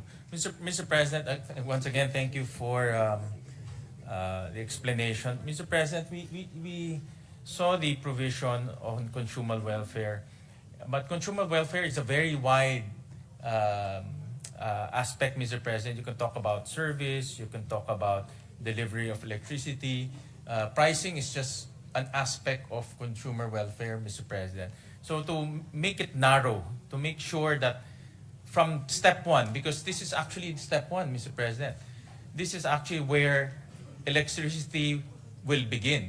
When power plants purchase feedstock or purchase natural gas, Mr. President. So we just want to make sure that whenever power plants purchase natural gas, it will be competitive, whether it's indigenous or imported LNG. It will be competitive, Mr. President. But again, as an added support for indigenous gas, if ever their pricing is low, and as demonstrated in the slide that historically they have been lower than imported LNG, then they will get the priority. And that's an assurance that's embedded in the law, Mr. President. So it's just a price assurance or a price discovery mechanism so that consumers will be confident that they are getting the best price, Mr. President.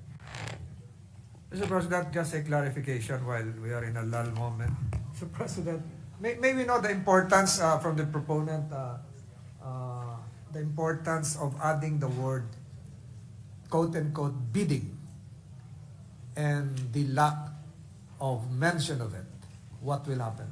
Well, Mr. President, if you read the original provision, and let me just read it again, the procurement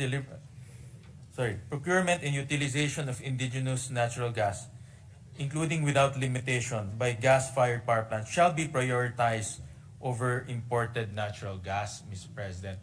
So, regardless of the price, they will be prioritized. And in some cases, Mr. President, and in the later months, indigenous gas has actually, in some cases, has actually increased its price more than imported LNG, Mr. President. So, and that will be passed on to our consumers. Again, this is the step one. When power plants buy natural gas, eventually they will convert that into electricity and it will be passed on to consumers, Mr. President. So we just want to have an assurance that in the step one, in the first step, and we all know electricity is a multi-step industry. In the first step, there's already price discovery and bidding, Mr. President. So that's the proposal. But Mr. President, we were just shown a chart na mababa yun sa blue, mababa lagi yung indigenous. Then, Mr. President, if that is the case, then indigenous gas will always win. That is And the they case. will be, and they should be confident enough that the bidding, even if there is a bidding or price discovery mechanism, they will win, Mr. President. But the important aspect there is bidding. There is price discovery. There is a way for us to see that this is indeed the best price that the power plants bought. So it has to be placed there to ensure that the price discovery mechanism would indeed benefit the consumers. Is that Correct, Mr. President. That's correct. That's correct, Mr. Mr. President, President. can I ask for a minute suspension? Before the suspension, can I just read the provision into the record? Yes, please proceed. There is no desire to hide anything from the consumers. The provision, section 23 starts, the statement is the procurement, delivery, and pricing of natural gas from indigenous production facilities or from importation to the PDNGI, so both yan, shall be transparent and secure. Nandiyan na ho yan. If necessary, the DOE, ERC, and PCC shall require the suppliers to submit relevant information pertaining to supply contracting, procurement, pricing. It is stated there, Your Honors, pricing and distribution scheme to users for the purpose of monitoring. Again, Mr. President, wala na tayong kailangang i-debate kasi nga, this is 14 years, di ba? So, confident naman tayo na over and above, mababa naman ang presyo ng indigenous gas. But, we know how the market works. Like I said, how many years wala na tayong exploration? You know, I attended this conference, it's so embarrassing. The last parang heyday of exploration was in the 70s. Tapos pababa ng pababa ng pababa ang ating investment in exploration of natural gas. Now we have this opportunity to announce to the world that we are open to exploring and developing natural gas. So this is part of our billboard, this is part of our messaging that indigenous natural gas will have buyers in the Philippines. Sinisigurado natin para naman alam ng mga investors may bibili niyan. And nakikita naman dito na hindi naman pwedeng basta-basta pataasin yung presyo dahil hindi naman papayag ang ating regulatory agencies na magbenta sa mga Pilipino ng mas mataas na presyo, yung natural gas na galing sa atin mismo. So, it speaks for itself, Mr. President, and we reject the amendment with all due respect. Yep. Thank you, Mr. President. But Mr. Thank you. President, I requested for a minute suspension. You want a minute suspension? Yes. Session suspended.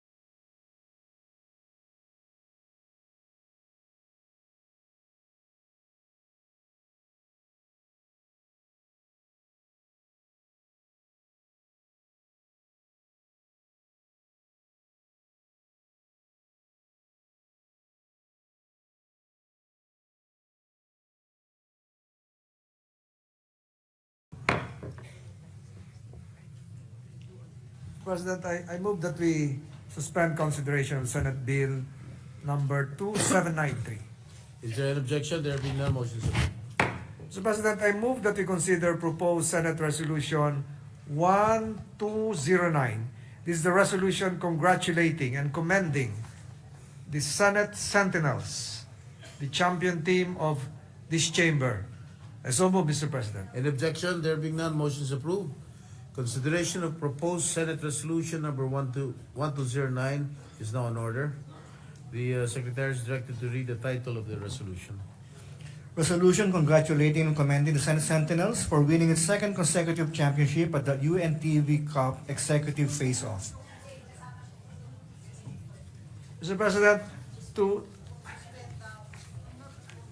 President, I ask for a minute suspension, Mr. President. Session suspended.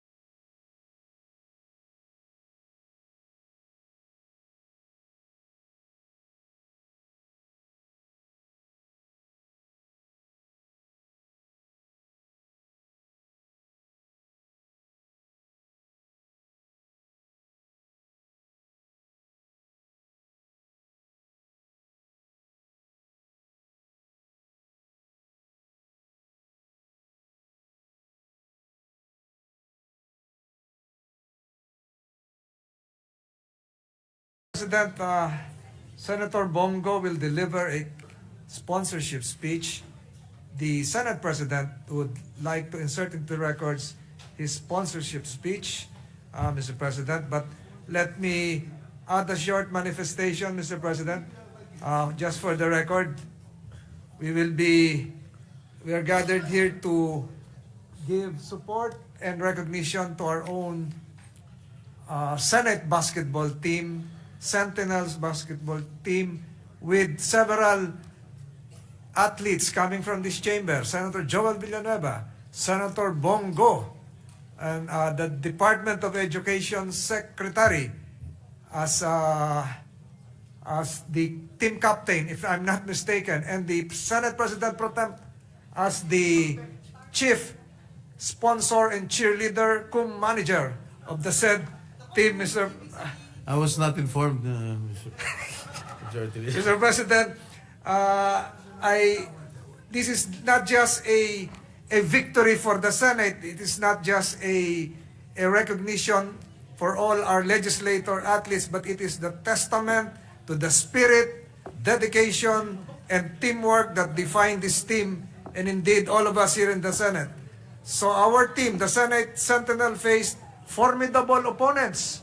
And we have Senator Joel Villanueva doing some combination of legislative and athletic work with grueling practices and relentless pressure in competition, Mr. President.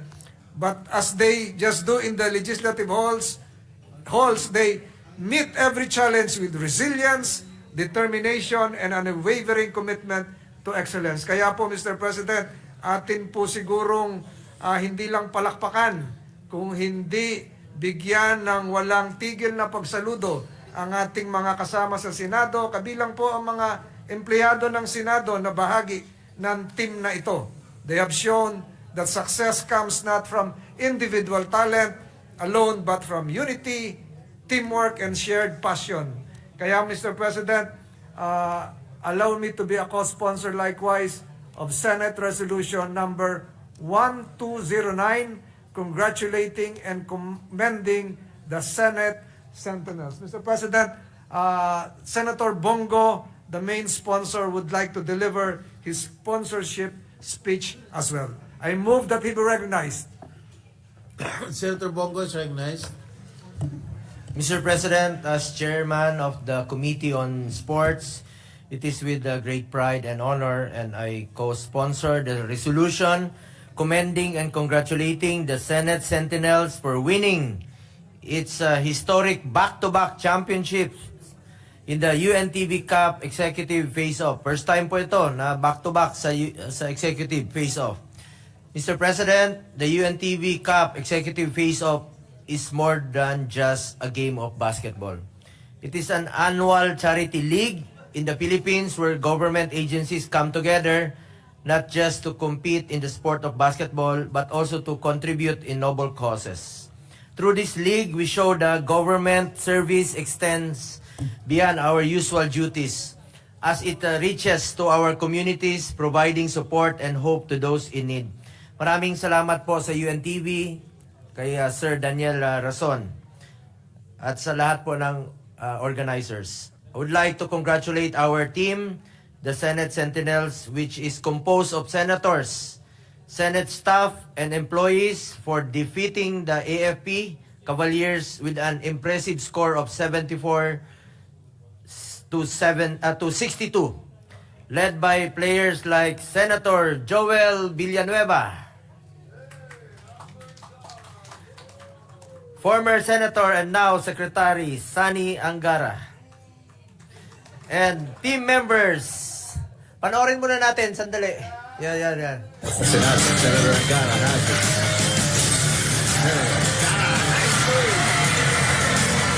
From the Senators, joining forces, Senator Villanueva finally got it! 5 points hit.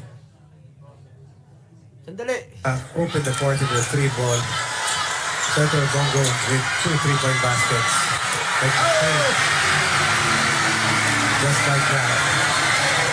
17.3. Ang saya daming fans. And of course, mga team members including Director General Ronald Golding, magre-retire na po ito. Salamat po sa iyong serbisyo and salamat sa back-to-back natin. Sentro yan. And of course, the triggerman, Deputy Secgen Joey Flaminiano, Director Albert San Cruz, Director Renato Sison Jr., Attorney Patrick Parawan, Attorney Volts Robles, supportive yung wife niya, parating nandun, Renante Langit Jr., Jose Reynaldo Ramos, duty, Jonel Sanggalang, Benjamin Navea, naging best player to once, Javier Lais, Warren Tan, magre-retire na rin, Christian Andaya, Reynaldo Malaga Jr., yan, MVP yan, Romel Evaristo, Yan, another MVP yan. Mrs. ni Councilor Baristo. Attorney Steven Pastor and Harley Nang, the Senate Sentinels had a sweeping victory and remain undefeated throughout the tournament due to the tireless efforts of our teammates. Lahat po ay nagpakita ng dedikasyon sa bawat training at buong puso na lumaban sa bawat laro. Each one of them played their hearts out to win this second championship. At syempre po, huwag nating kalimutan at hindi natin makakamit ang tagumpay na ito without the guidance of our head coach Mike Fermin, assistant coach Carlos Fermin, assistant coach Alex Barrera, conditioning coach Dante Diwa Tangco, and Reynold Benalayo.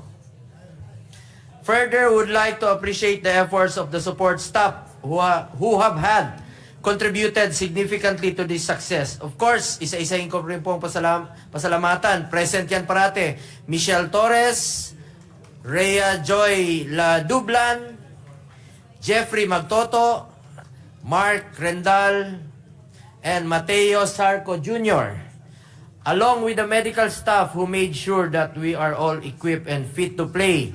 May dala pa mga ice to parate.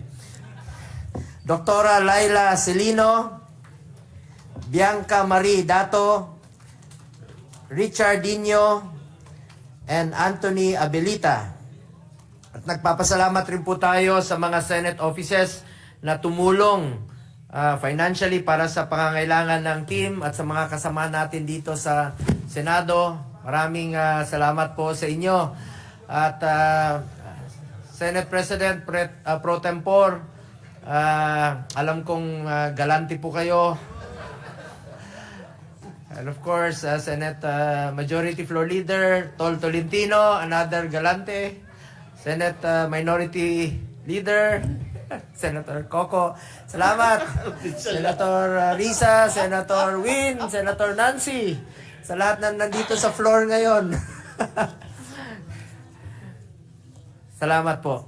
With this victory, 1 million pesos prize money will be donated to 3 deserving organizations. Tahanang Walang Hagdanan Incorporated, Kite Foundation Incorporated, and Conservance Philippines, PH. This financial support will benefit these organizations that serve individuals or persons with disabilities, children with cancer, and other vulnerable communities. Mr. President, isa pong karangalan ang mapabilang sa Senate Sentinels. I would like to give credit to my teammates sa galing, husay, sportsmanship, and camaraderie na kanilang pinamalas all throughout the tournament. Sipag po, sobrang sipag po ng mga kasamahan natin sa pagpapractice. Kahit kami ni Senator Joel, medyo hirap kaming sumali sa mga practice dahil sa trabaho natin dito. Sila po'y present always. Ang sarap po ng pakiramdam, lalong-lalo na po sa mga karamihan po sa crowd ay sumusuporta sa ating team, Senate Sentinels. Gusto ko rin pong bigyang pagpupugay ang ating mga naging katunggali sa tournament na ito.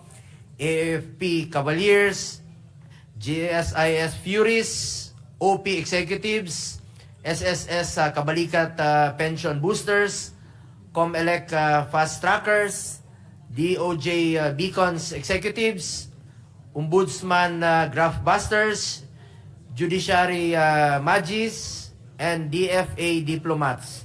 Lastly, nagpapasalamat po ako sa organizers ng UNTV Cup Executive Face-Off sa pangunguna ni Kuya Daniel Rason at Commissioner Atoy Ko, Deputy Commissioner Ed Cordero. Sa pamamagitan ng mga sports tournament kagaya nito, mas maingganyo po ang ating mga kababayan na bigyan ng importansya ang sports. Malaking relief po sa amin, sa atin, sa mga nagtatrabaho sa gobyerno, na makapag-ensayo at makapaglaro po sa ganitong torneo. Ang tagumpay po na ito ay para sa buong Senado, para sa ating mga kababayan at sa lahat ng chosen beneficiaries. Mabuhay po ang Senate Sentinels at mabuhay po ang buong Senado. Thank you, one of the franchise players of Senate Sentinel, Senator Bongo. Mr. President, Majority Leader. Senator Joel Villanueva, a member likewise of the team and the most improved MVP. Not the MVP. Most improved, MVP pa, ha? Would like to deliver I have a... yet to hear that kind of title, Mr. President. Most improved. May we know MVP. if the presiding officer is aware of that title? No, I have never heard of it. So it's really an honor to give an accolade such as those words which are not tongue twisters but really deserving of our good colleague here who would like, Senator Joel Villanueva would like to deliver a manifestation of appreciation. Thank you very much, Senator Mr. President. Villanueva, Thank you. nice. Thank you, Majority Leader, especially for that out of this world title given to this representation. Mr. President, distinguished colleague, it has been my great honor and pride to play alongside my fellow senators, Senator Bongo and Senator now Secretary Sani Angara in the UNTV Cup Executive Face-Off. Ginoong Pangulo, ito ho ang ikalawang sunod na panalo ng Senado sa UNTV Cup Executive Face-Off at ito po ay gumuhit ng kasaysayan sa mundo ng Liga ng Basketball ng UNTV Executive Face-Off dahil wala pa pong koponan sa ligang ito ang naka-back-to-back championship, Mr. President. Kaya po lubos po tayong nagpapasalamat at nagbibigay pugay sa ating koponan dito sa Senado. Hindi po matatawaran ang galing, talento at puso na ipinamalas ng bawat miyembro ng koponan ng Senado para po makamit itong kampyonatong ito. Kahit busy po sa kanilang mga trabaho, naglalaan po ang bawat isa sa atin, maging kami po ni Senator Bongo at Senator Angara ng oras para makapag-practice. Hayaan nyo, Ginoong Pangulo, na banggitin ko lang po ang mga miyembro ng koponan ng Senate Sentinels. Unahin ko po yung magre-retire. Last dance niya po ito, Mr. President. Ang Director General ng SEPO, si Ronald Golding. Ang ating pong doktor ng Senado, ang lahat po na dito sa Senate, lumalapit dito. At pinakamabait na doktor sa ating pong gobyerno, si Dr. Renato Sison Jr.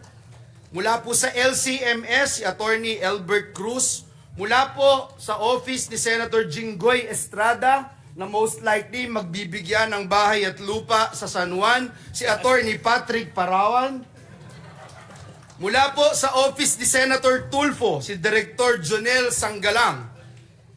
Mula po sa office ni Senator Angara, si Reynaldo Malaga.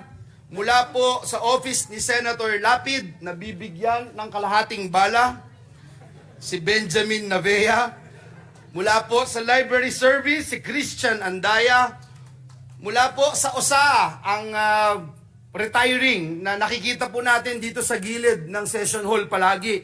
Ang sentro po at matagal nang naglaro sa Senate Sentinels, walang iba kung hindi si Warren Tan.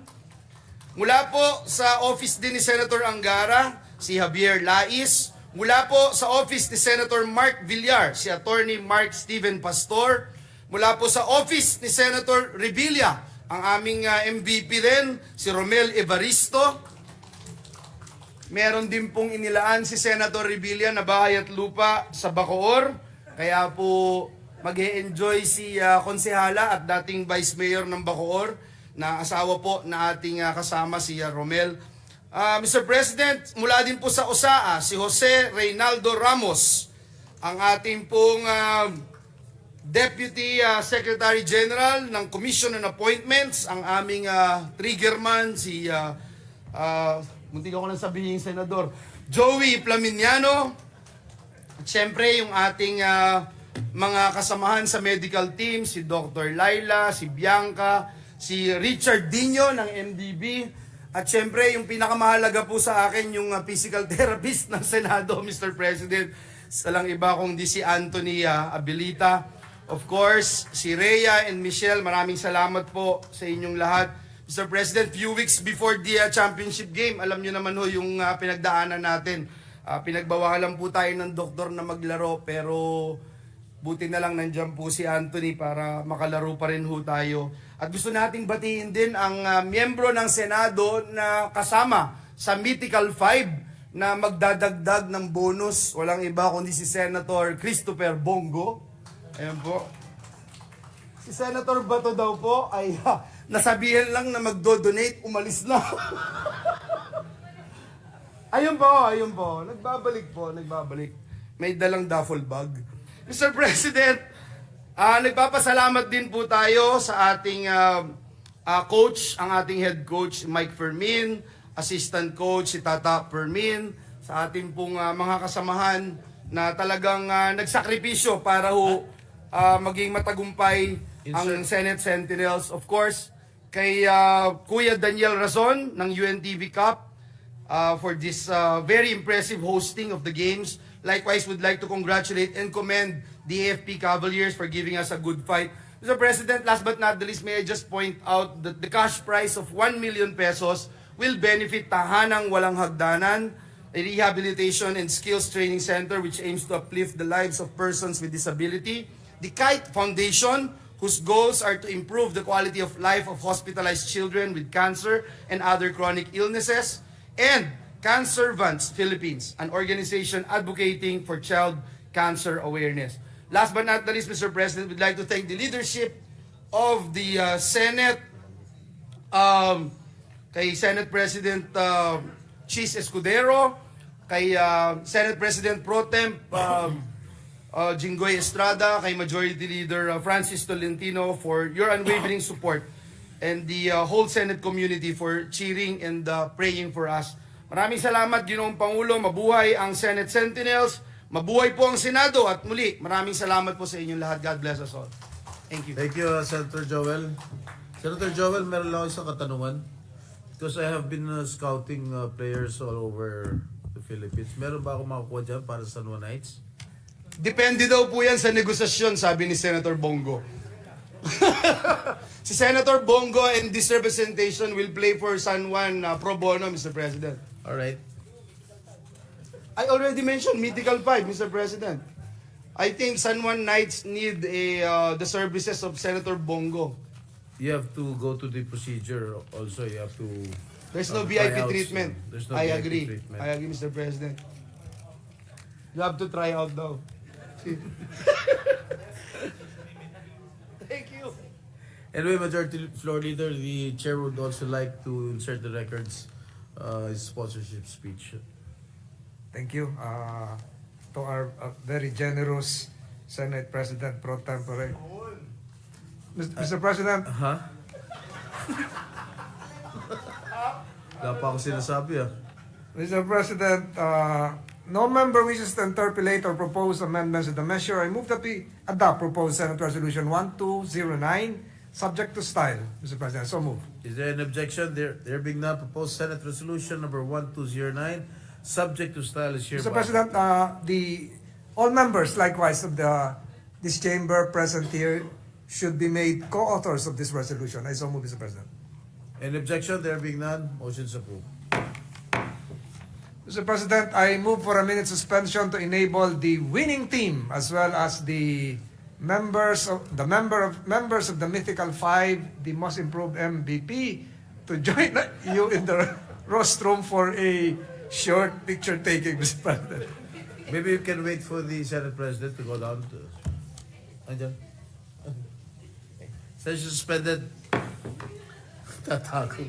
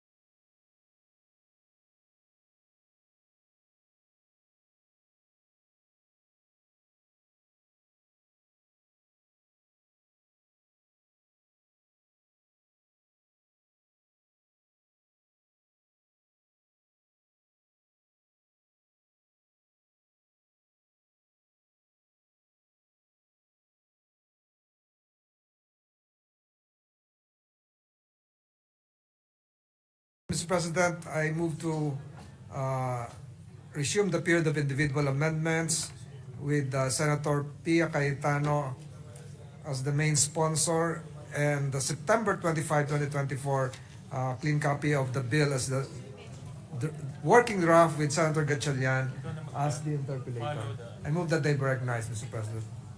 Any objection? There being none, motion is approved. Senator Gatchalian is recognized. Thank you, Mr. Thank you, Mr. President. Mr. President, may I propose to the good sponsor to just park Section 22 for now? We gave our proposals. However, there are still some discussions whether to accept or how to tweak that proposal, Mr. President. And I have succeeding proposals on Section 22 as well. And admittedly, Section 22 is the core of this bill, the meat of this bill, Mr. President. So if a good sponsor will allow, we can park this for now so that we can think about it. We can also come up with compromises and counter proposals, Mr. President. Mr. President, earlier before we suspended, we regretfully delivered our response that we were rejecting the amendment of His Honor.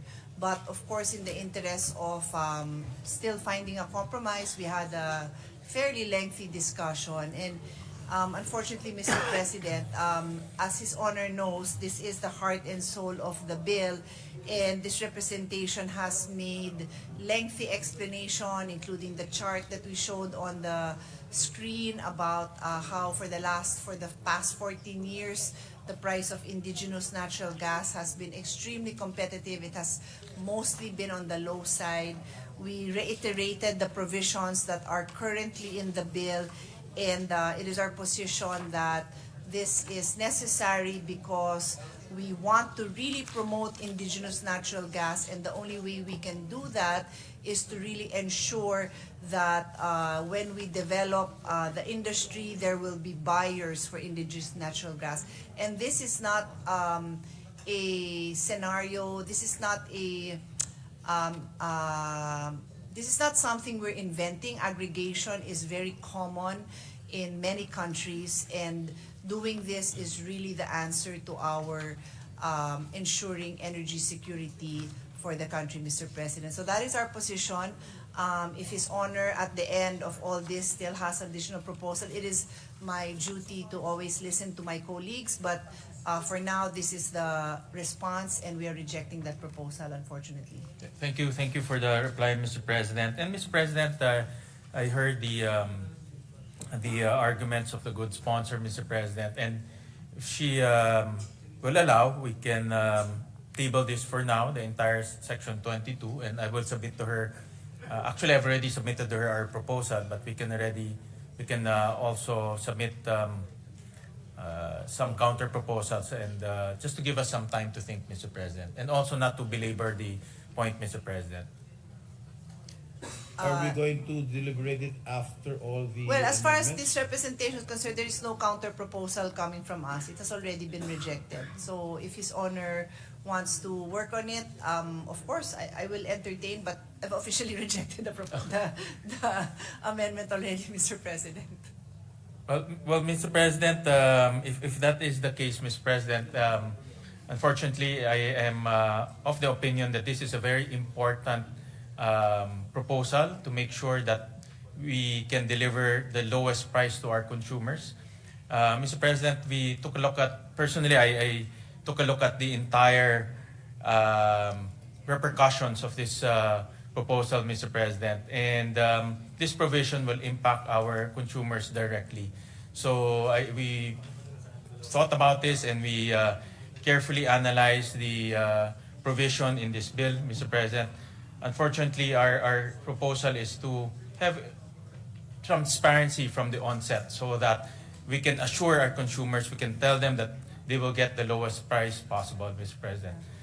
Well, just to respond, but I've already pointed it out, the word transparent is very clear in the opening sentence of this section. So in terms of assuring customers of transparency, nandiyan na po yun. And anyway, I think I've belabored the point, Yeah. Mr. President. I'd like to move on. Mr. President, if So we can, if the good sponsor will allow, I have succeeding amendments, Mr. President, that is related to the first amendment so that we can clearly see the entire picture.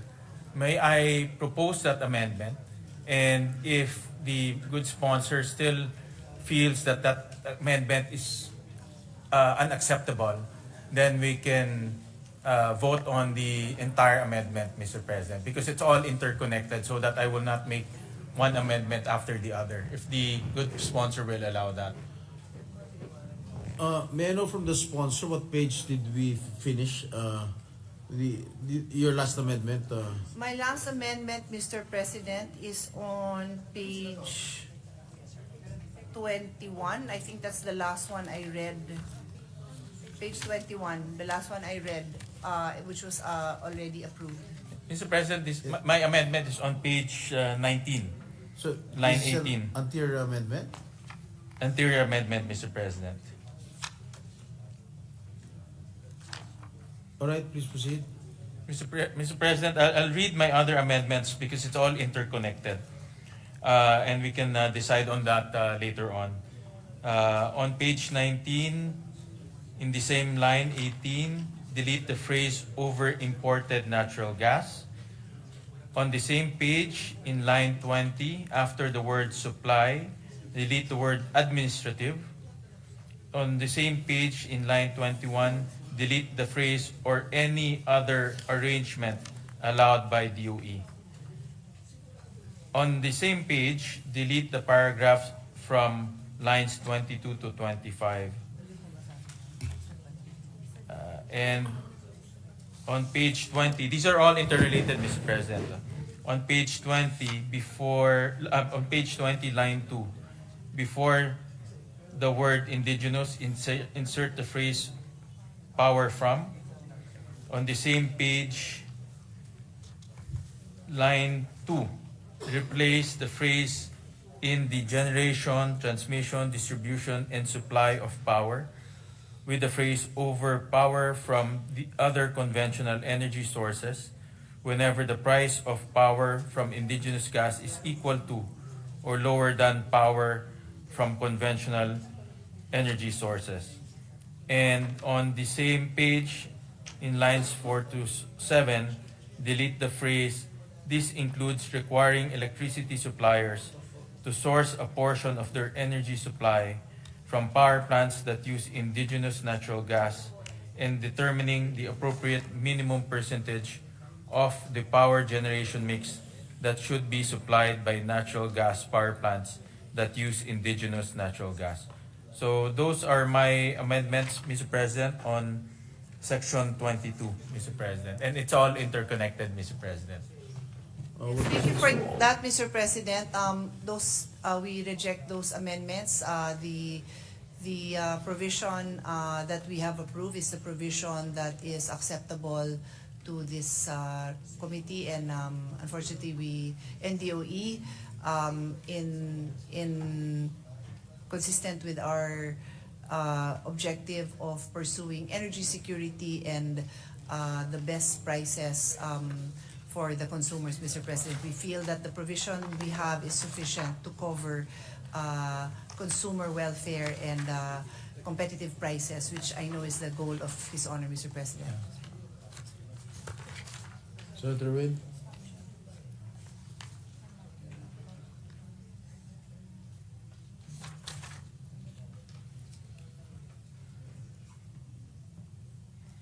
Am I done? 1 minute suspension, Mr. President. Session suspended.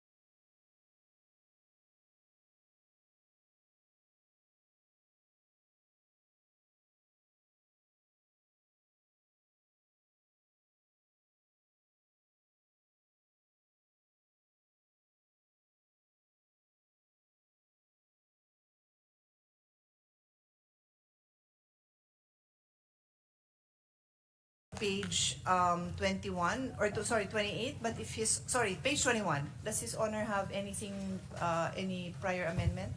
No, Mr. President.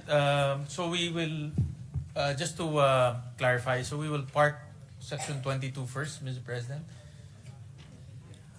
No, That's I the- think the sponsors has already rejected your proposal, so there's nothing to park already. Has already been rejected by the sponsor. Well, Mr. President, I would like to appeal to the body.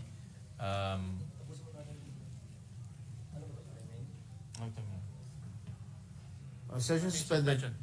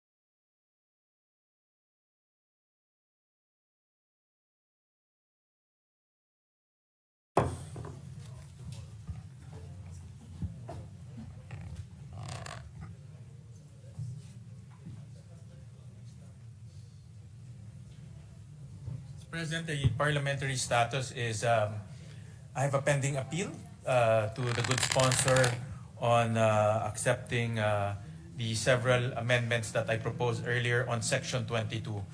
I've conferred with good Senate President, and he mentioned that I make my appeal tomorrow morning, or tomorrow during the session, Mr. President. So we So can you withdraw move your on appeal? to the next provision Alright. without prejudice to the appeal that I will be making to the body. All right. Senator Pia, you have the floor. Yes, noted, noted. Thank you. So, Thank you. yeah. Thank you, Senator Pia. Thank you. Does His Honor have any amendment before Section 21? Because otherwise I'll proceed with page 21. Page 20.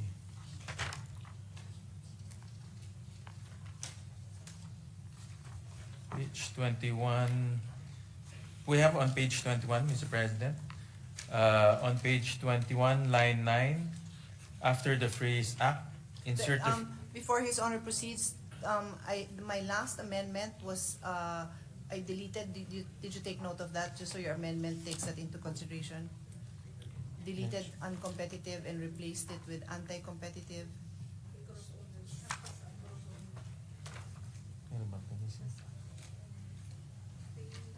That's on line 9, Mr. President. Line 9, Sponsor. yes. Let me just look at the copy. Okay, Mr. President. Okay.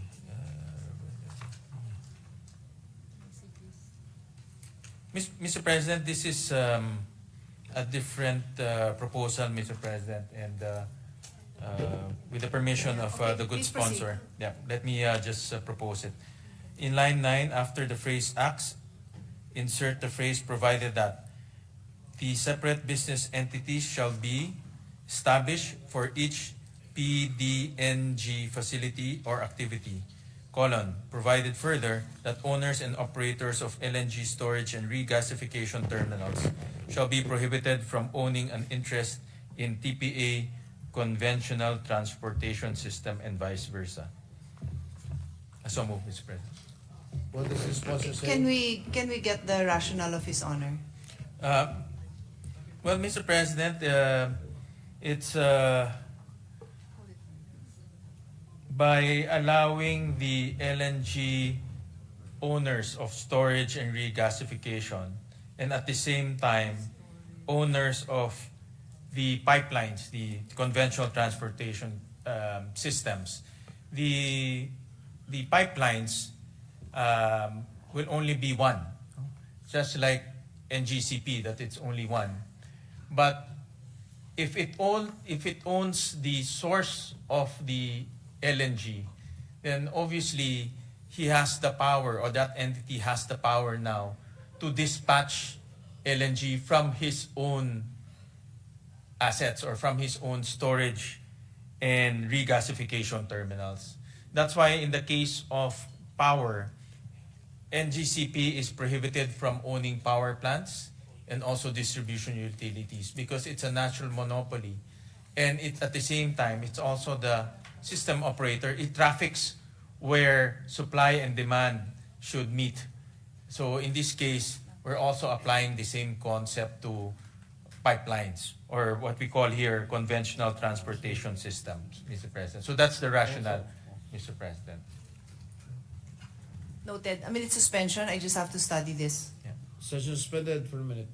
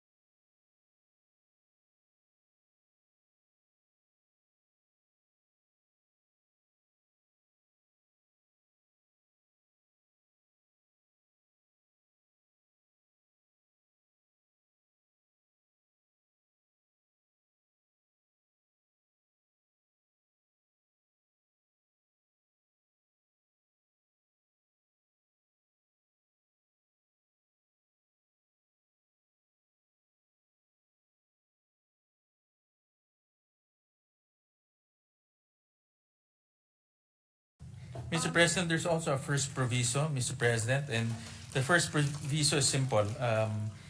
The owners of PDNG facility and activity will create a separate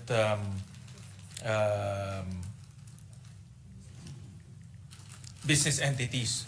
And the reason for that, Mr. President, so that they cannot commingle pricing, as well as it's easier to unbundle charging mechanisms, Mr. President. Because if it's one and the same, then it's very difficult to unbundle pricing, Mr. President. So what we requested from the good sponsor is to mandate entities to create separate business entities for different units so that pricing will be much easier to unbundle and to analyze, Mr. President.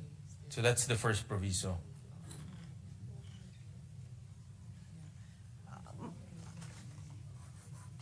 I have a question, Mr. President. Will these separate business entities also be prohibited from owning an interest in the transportation system if the other separate business entity owns the storage and regasification terminal? Yes, that's the intention, Mr. President. Okay. So I'm trying to study this very carefully, and this is our scenario. We are a very our natural gas industry is, how do you put it? It's in the infancy stage.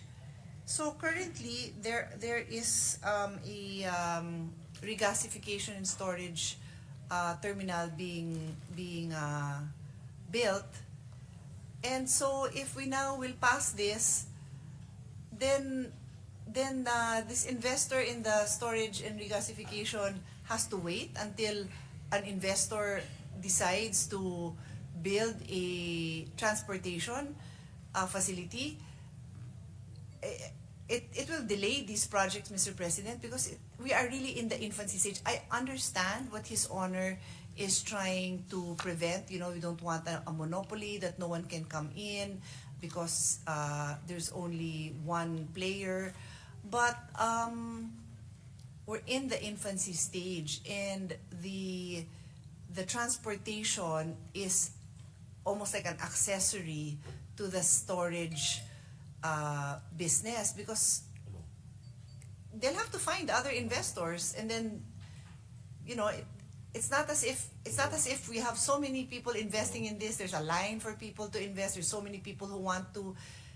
That's not our situation right now. So perhaps this proposal may be ripe in a decade or two, but right now, even the existing storage storage and regasification plant, what will they do if we ban them from investing in their distribution? I don't know how we would proceed, Mr. President. Yeah. Mr. President, how about the first proviso that we propose, the creation of separate business entities? That goes with the first sentence, Mr. President. Concern is the price transparency. Perhaps we can improve the language in on that note, because that's what His Honor was explaining. Yes, Mr. President, earlier. because if it's one entity, for example, you have the pipelines and, let's say, the storage facilities as one entity, it's very difficult now to unbundle the rates, because obviously everything will be put together in one rate, and it's very difficult now to promote competitiveness or competition in that industry, because it's all bundled. It's very hard to analyze. That's why in many that's why in the power sector there's also a mandate to unbundle rates so that it's easy to analyze. But in this case, the first proviso allows common ownership. It's just you have to set up a separate business entity, Mr. President. So that is the proposal.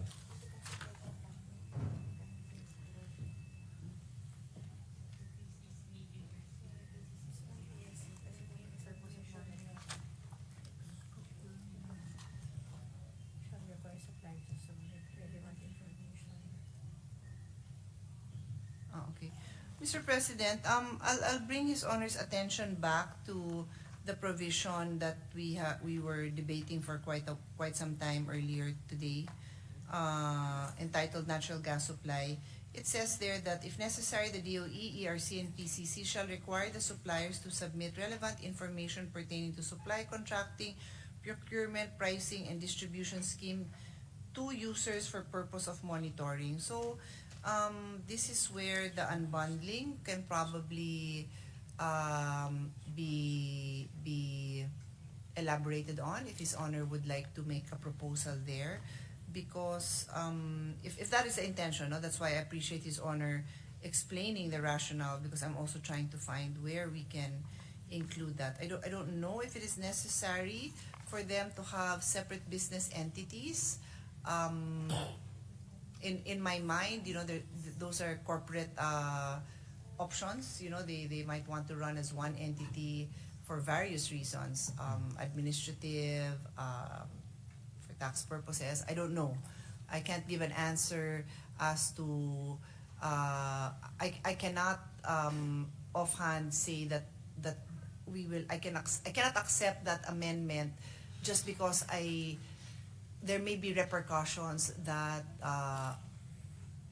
or intrusions on the rights of these corporate owners. But I do accept His Honor's concern on the unbundling, and maybe that could be tackled in some other provision or with some other language.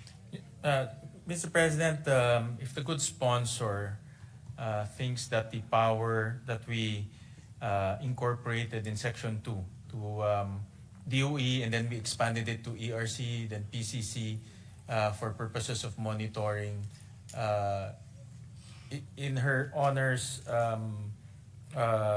knowledge, is this enough to mandate the entities to unbundle? Because that is actually the intention of this is to unbundle through separate business entities. No? Because if you have separate business entities, you have to file different documents. So if that is the suggestion of the good sponsor, that Section 22 can deal with the mandate of unbundling, I think this representation can take a look at that position. I was getting the opinion on this also with DOE, and they agree that it is sufficient for purpose of requiring unbundling, Mr. President. If that's the case, Mr. President, I'm withdrawing the amendment, Thank Mr. you. President, Thank you. to just to put that on record that there's already sufficient powers to mandate entities to unbundle. Thank you. Thank you, Mr. President. Does His Honor have anything more before page 21? No more, Mr. President. Okay, so I'll proceed with my amendment on page 20, this is section 28 on own use. On page 21, line 19, after the phrase approved by the DOE, insert a new sentence which shall read as, the DOE's approval shall specify the standards and limitations thereof. We submit. Any objection? There being none, amendment is approved. Mr. President, I have an anterior amendment on page 26, Mr. President. We're not yet there. We're on page 21. We're still on page 21. 21. Sorry, Mr. President. Sorry, Sorry, Mr. I think President. you Are got you with confused us? because I said section 28. Sorry, Mr. President. So my next is still page 22 and then page 23. So pwede ka muna umupo, Mr. President, Mr. Sponsor.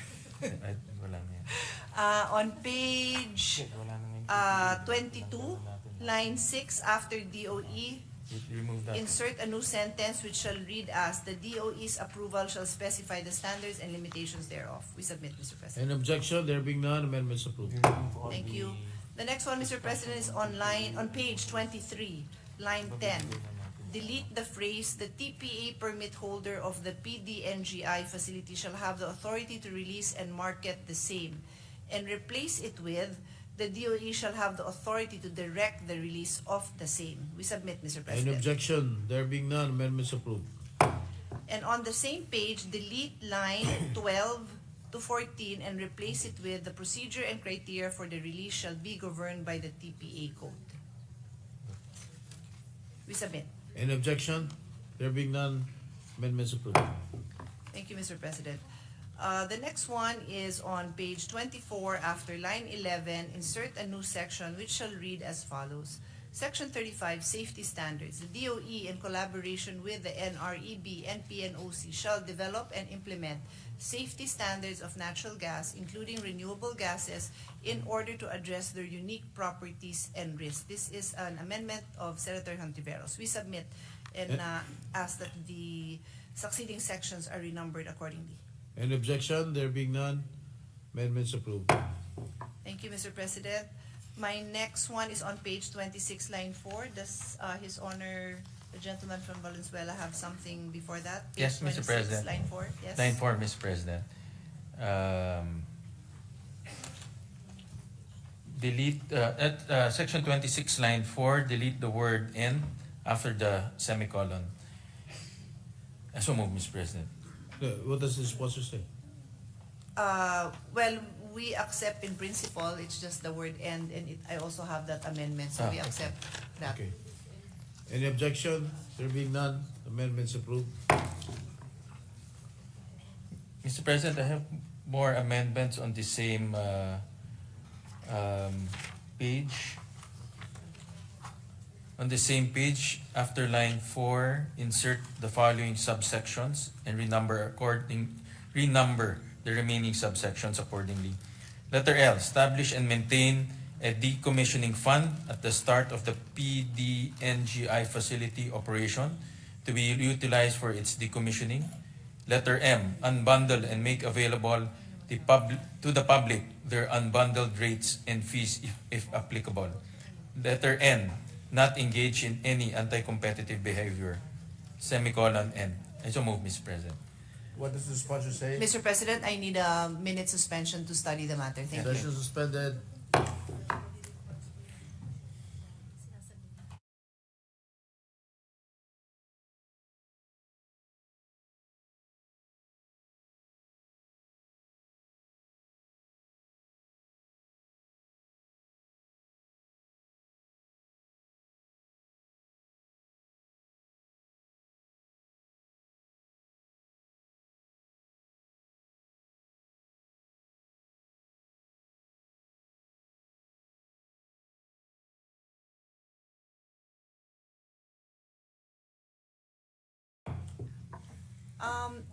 On the first letter, what was that, L, no? The establishment of a decommissioning fund.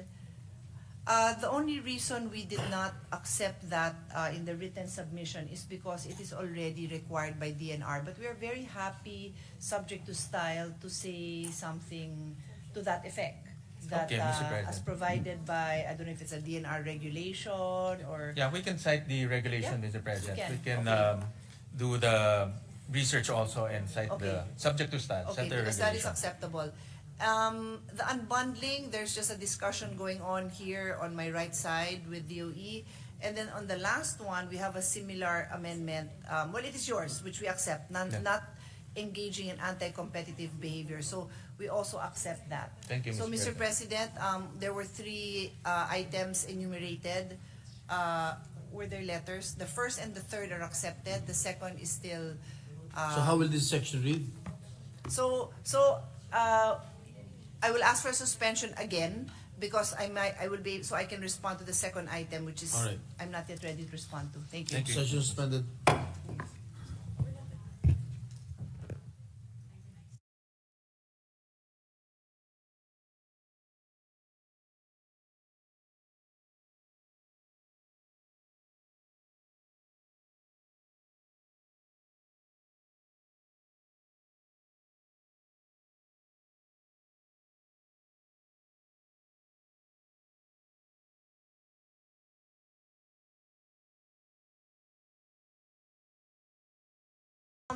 We are prepared to accept the 3 items submitted by His Honor. The first is subject to style.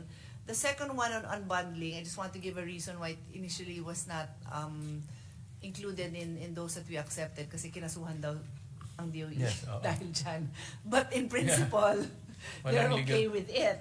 So I said, so let's accept it. So Yeah. so basically, all His Honor's amendments are accepted subject to style for the first item.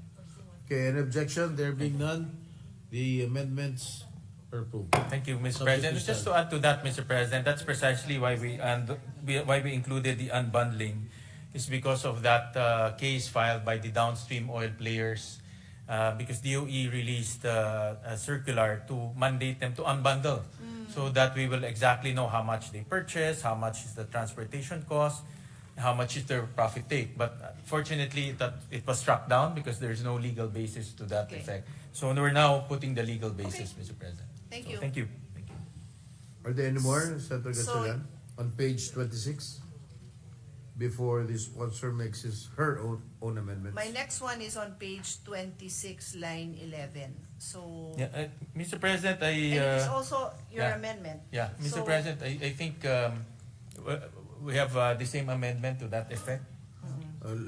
Senator Cayetano, you can now proceed Yes, with okay. your amendment. So on page 26, line 11, delete the phrase other activities in relation to the, and then on the same page, line 11 to 12, delete the phrase value chain projects and replace it with facilities. We submit.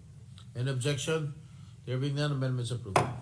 And then on the same page, line 12, delete the phrase be included in tier 3 of the and replace it with undergo an evaluation process for possible inclusion in an entitlement of incentives under the. We submit, Mr. President. Any objection? There being none, amendments approved. On the same page, line 16, delete the phrase moreover, the registered project shall also. And on the same page, delete line 17 to 22. Any objection? There being none, amendments approved. On the same page, lines 23 to 24, and continuing to page 27, lines 1 to 14, transfer the entire subsection I to page 26 after line 18 as a new paragraph. We submit. Any objection? There being none, amendments approved. On page 27, delete lines 15 to 17. We submit, Mr. President. Any objection? There being none, motion's approved. Do you have any other But amendments? Mr. President, we submitted that amendment to her Yes. honor, and it Yes, was before carried. Senator Pia Cayetano proposes her amendments on starting on page 28, do you have any other amendments on page 28? No, Mr. President. Okay, Senator Pia, will you proceed? The next amendments, Mr. President, are fairly simple. On page 28, line 7, delete 16 and replace it with 18. Any objection? There being none, motion amendments approved. On page 28, line 13, delete section 32 and replace it with section 33. Any objection? There being none, amendments approved. On page 28, line 14, delete section 33 and replace it with section 34. Any objection? There being none, amendments approved. On page 28, line 15, delete section 34 and replace it with section 35. Any objection? There being none, amendments approved. On page 28, line 17, delete 35 and replace it with 37. 37, not 36. 37. 37. Yes, 37. Any objection? There being none, amendments approved. Tumalun eh. Tumalun na. Thank you for noticing, but it is correct. On page 29, line 1, delete section 37 and replace it with section 39. Any objection? There being none, amendments approved. Thank you. The next item, Mr. President, is on page 30, line 9. After the word assignee, insert a new sentence. Before you propose yes. any amendments, Senator Gatchalian, do you have any amendments? Yes, Mr. President. On Also, the page- same page 30, line 9.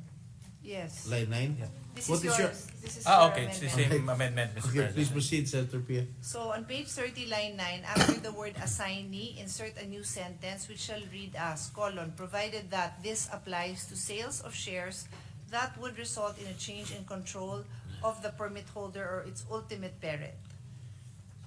We submit, Mr. President. Any objection? There being none, amendments approved. On the same page, delete lines 10 to 11. This is also a Senator Gatchalian amendment. Any objection? There being none, amendments approved. Mr. President, just on that same line, lines 9 after the word assignee, we actually talked about this. I have another addition, a proviso towards the end of that amendment.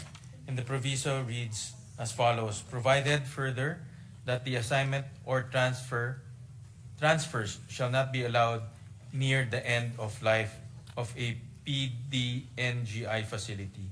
And that was discussed earlier, Mr. President, that we will clarify this, that the transfer should not allow circumvention of decommissioning and Yes. other costs, subject to stand, Mr. Yes, President. we accept that, Mr. President, and we will we'll work together with His Honor for the wording on that.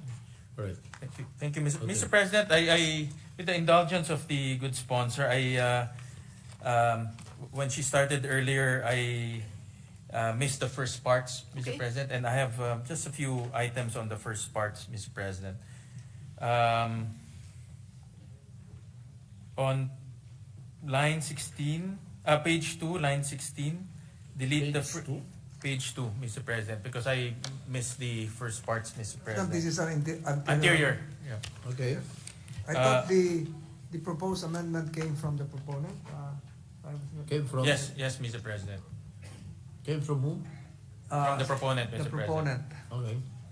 So on page 16, Oh, on page 2, line 16, delete the phrase, the financial viability of the PDNGI by liberalizing, Mr. President. And the rationale for this, Mr. President, the financial viability is a business decision, and entities who are going to go into this business should obviously take note of the financial viability of their business and also of the industry. It's not the responsibility of the government to assure the financial viability of those entities going into this industry, Mr. President. So that's the rationale, Mr. President. what does the sponsor say?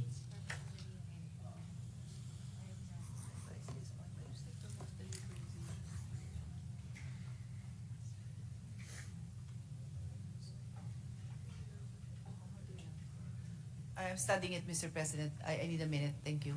Session suspended for a minute.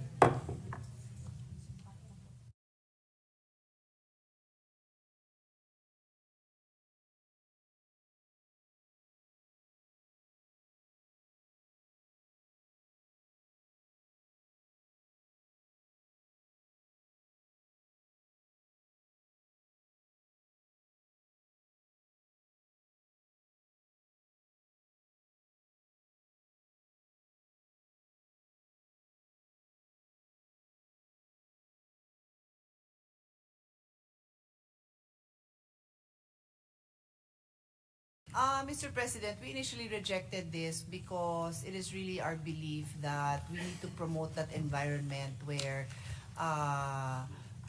coming to the Philippines and investing in indigenous gas is really something that is going to be supported. We know very well, we've had numerous discussions in Create and Create More on creating that environment. Having said that,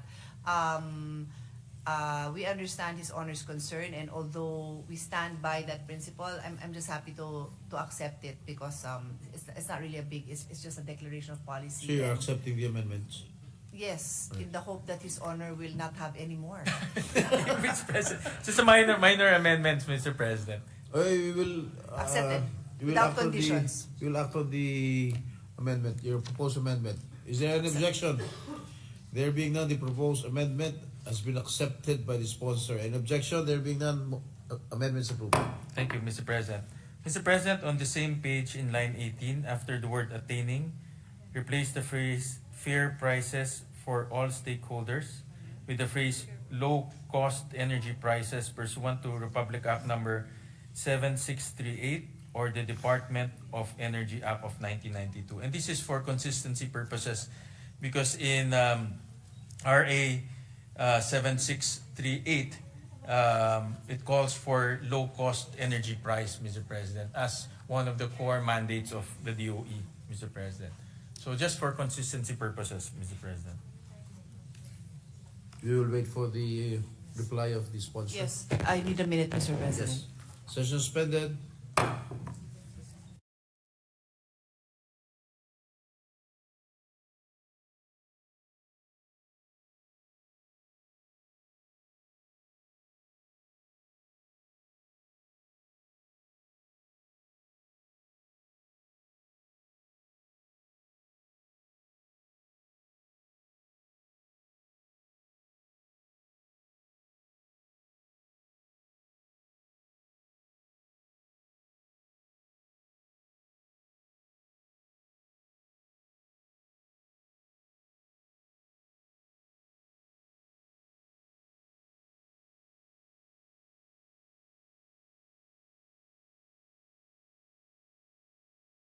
and accepted. Thank you. Thank you, Mr. President, for Is there an objection? There being none, proposed amendment has been accepted by the sponsor. Thank you, Mr. President, for the reconsideration. I thank the good sponsor. On page 3, line 1, replace the word reasonable with the word low cost. So move, Mr. President. Replace the word. Replace the word reasonable with the word We low already cost. accepted that when we read His Okay, Honor's Mr. earlier President. amendments. All right, Mr. President. Sorry, Mr. President, if I will repeat some of the amendments because I It's missed okay. the I'll first just part. let you know if it's already Yeah, been okay. accepted. On the same line, after the word pricing of natural gas, insert the phrase pursuant to Republic Act Number 7638 or the Department of Energy Act of 1992. Yes, that has already been Okay. proposed and accepted. Thank you, Mr. President. On page 3, line 7, after the word aggregation, accepted na ito. I believe this is We accepted. accepted also. All right, Mr. President. On page 4, line 11, before the word taking, insert the phrase that will result to a least cost price end. So move, Mr. President.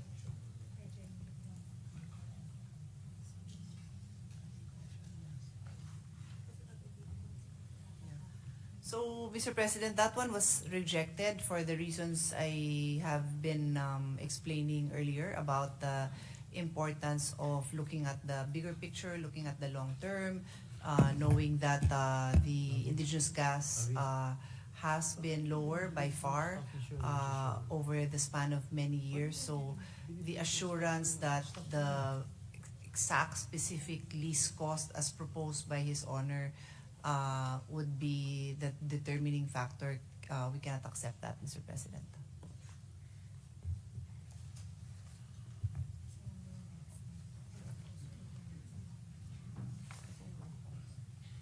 Senator Win? Yes, Mr. President, I'm just sorry for the delay. I'm just reading the provisions once again, Mr. President. So, Mr. President, one of the reasons for aggregation is to use the supposedly low price of indigenous gas and then mix it with supposedly higher prices of LNG. And the objective is to bring the price down, Mr. President. So, if that is the objective, Mr. President, then putting the word least cost remains consistent with that objective. I remember during the interpellation, Mr. President, Her Honor mentioned that the indigenous gas throughout the years remains to be very low.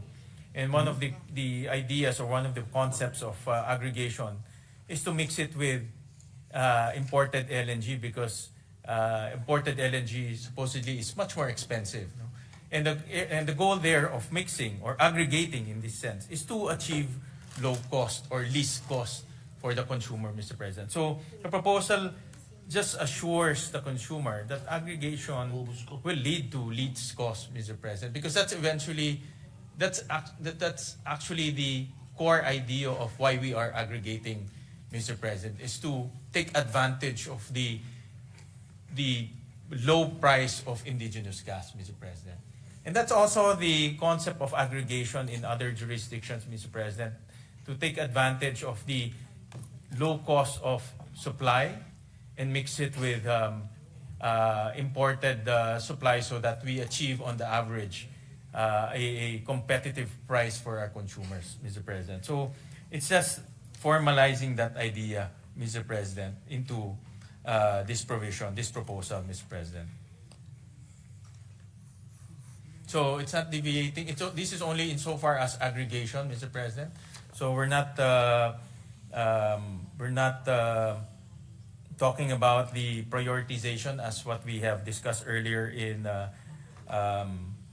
Section 22. This is only to aggregation. And aggregation, the objective is to average out the cost. What's the point of aggregating if the prices will not go down? So that's one of the key ideas of aggregation, is to take advantage of the low cost supposedly low cost of indigenous supply.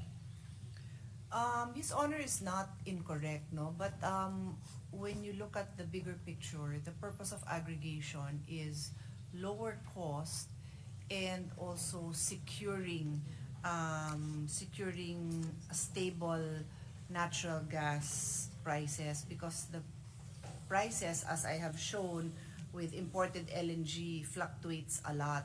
So when you aggregate, you ask the different importers to buy in bulk. Let's buy in bulk. So for example, importer number 1 can buy this small amount. Importer number 2, maybe a little bit more. Importer number 3, small amount. Together, they increase their purchasing power. So that is one on its own, just the purchasing power of these importers on LNG, imported natural gas alone. And then you bring in the picture of indigenous natural gas. The objective here being is energy security in addition to lower prices. So when you combine it, there may be days that it's extremely low compared to what's out there. There may be days that it's even lower, and there may be days that it's not so low. So I cannot guarantee that every single day that you compare the price, it will be the least cost. But in the long term, it is definitely a lower cost because you have a bigger, it's common sense. It's the law of economics. Marami kayong bibili, yung purchasing power mo malaki. So clearly, ang patutunguhan doon is mas mababang presyo. And then the same with the indigenous gas, mas marami din ang pinapasok natin na mag-invest dito, mag-explore, mas bababa yung price. But on any given particular day, I cannot predict that every single day it's the least cost. Kaya ako hindi makapag-oo sa inyong proposal dun sa mga salitang the least cost. Pero tama ho yung logic nyo, na yung patutunguhan nitong aggregation is to be able to improve our bargaining power and to get the best possible prices, the best price in the market now. Maybe tomorrow, biglang bumaba yung presyo yung nabili natin today, hindi kasi mura nung tomorrow. Pero because marami tayong bumili, at least okay pa rin. Parang kung bumaba na muna, hindi naman natin kasi makpe-predict yun. But we're always better. We always have more bargaining power when we are doing this as an aggregator, Mr. President. So just that phrase, least cost, I can work with this honor. There's other language. It's just that I think we agree in what we're trying to achieve. I just don't want to give false hopes in this statement that every single purchase is the least cost. I understand the explanation of good sponsor, Mr. President. I'm looking at the powers that we give DOE, and in this provision, it's required to come up with a minimum percentage, Mr. President. Yes. If we can introduce some language, I'm open to giving DOE that power to also make sure that prices are low, prices are competitive, something to that effect, Mr. President, subject to style, Mr. President. So it's not just resulting to least cost, but let DOE come up with a mechanism other than the minimum requirement, but also taking to consideration or putting it into the equation competitiveness and low prices. Something to that effect, Mr. President. Yeah, I don't mind, Mr. President, like something to the effect that says bearing in mind that aggregation will Taking into consideration. Aggregation will result in the best possible prices, Yes, things like that. something We're like open, that. Mr. President. Yes, Mr. President. We'll just submit to her sponsor, the good sponsor, language to that effect. Okay. Thank you, Mr. President. We'll submit that later on. And on page 4, line 16, after the phrase Section 4B of this Act, insert the phrase that will result to least cost price, which is the same concept, Mr. President. So same. So we'll submit. So the concept that we will be submitting is to give DOE the power, not only to determine the minimum percentage, but also competitive pricing or Yes. some form of pricing formula. Maximizing the power of aggregation. Yeah, yeah. Right. Thank you, Mr. President. Mr. President, that's it for this representation, and I thank the good sponsor for her patience, for her openness, as well as for her generous explanation of some of the provisions. And thank you very much to Senator Pia for her patience. Maraming salamat. You're very welcome, Mr. President. Senator Pia, do you still have any more amendments? No more, Mr. Ano President. more? Mr. President, Wala na ba talaga? Still early. Mr. President, I move that we suspend consideration of Senate Bill number 2793. So move, Mr. President. Any objection? There being none, motion is approved. Mr. President, we have several simple resolutions to be adopted. Mr. President, I move that we consider the proposed Senate Resolution number 1210, taking into consideration proposed Senate Resolution 1212. This is the resolution commending and congratulating Tashiana Kisha Mangin for winning the gold medal in the women's 49 kilogram category at the World Taekwondo Junior Championships held in Chuncheon, South Korea from October 1 to 6, 2024. So, Mr. President. Any objection? There being none, motion is approved. The resolution is hereby adopted. President, another resolution is that I move that we consider the proposed Senate Resolution 1219. This is the resolution congratulating and commending Muhammad Nur Kasib of the Philippine Science High School, Central Mindanao Campus for securing the Philippines' first ever gold medal at the International Astronomy and Astrophysics Olympiad 2024 in Rio de Janeiro, Brazil. So, Mr. President. Is there an objection? There being none, motion is approved. The resolution is hereby adopted. Mr. President, I move that we consider the proposed Senate Resolution 1220. This is the resolution congratulating and commending CJ Opiaza for finishing first runner-up in Miss Grand International 2024 held last week, October 25, 2024 in Bangkok, Thailand. Are you going to invite her here? No. We will ask the Secretariat to invite, Is there an objection? to accommodate the Senate President pro tempore for a photo opportunity. There being none, motion is approved. The resolution is hereby adopted. Mr. President, I move that we consider the proposed Senate Resolution 1221. This is a resolution congratulating and commending the Philippine Junior Men's Artistic Gymnastics team led by Carl Eldrew Yulo and Jacob Alvarez for their outstanding achievements at the JRC Artistic Stars Championships in Thailand. Is there an objection? There being none, motion is approved. The resolution is hereby adopted. Mr. President, I move that we consider the proposed Senate Resolution 1222. This is the resolution congratulating and commending the Philippine men's baseball team for winning their 5th consecutive title in the East Asia Baseball Cup. Is there an moved, Mr. President. objection? There being none, motion is approved. The resolution is hereby adopted. Mr. President, I move that we proceed with the second additional reference of business. Secretary, please read the additional reference of business. Bills on first reading, Senate number 2864, strengthening the Philippine Coast Guard by introducing policy and organizational reforms, Senator Tulfo. Committees on Public Services, Civil Service, Government Reorganization, and Professional Regulation, Ways and Means and Finance. 2865, amending sections 22, 32, 34, 38, 39, 42, 127, 174, 176, 179, 199, and 258 of RA 8424, the National Internal Revenue Code of 1997 as amended for other purposes, Senator Gatchalian. Ways and Means. Committee Report 334, submitted jointly by the Committees on Government Corporations and Public Enterprises, Foreign Relations, Ways and Means, Civil Service, Government Reorganization and Professional Regulation, and Finance of Senate number 2863 with Senators Legarda, Estrada, Revilla Jr., Ontiveros, Villar M., and Go as authors. An act providing for a pension differential to the Department of Foreign Affairs retirees, recommending its approval in substitution of Senate numbers 829, 1293, 1404, 1510, 1529, and 1706, taking into consideration House number 10466, sponsor Senator Villar M. Calendar for ordinary business. Majority Leader. Mr. President, there is still an administrative matter to pursue, I move that we elect Senator Joel Villanueva as a member of the Committee on Accountability of Public Officers and Investigations, the Blue Ribbon Committee. I so move, Mr. President. Is there an objection? There being none, motion is approved. Senator Joel Villanueva has been elected as a member of the Blue Ribbon Committee.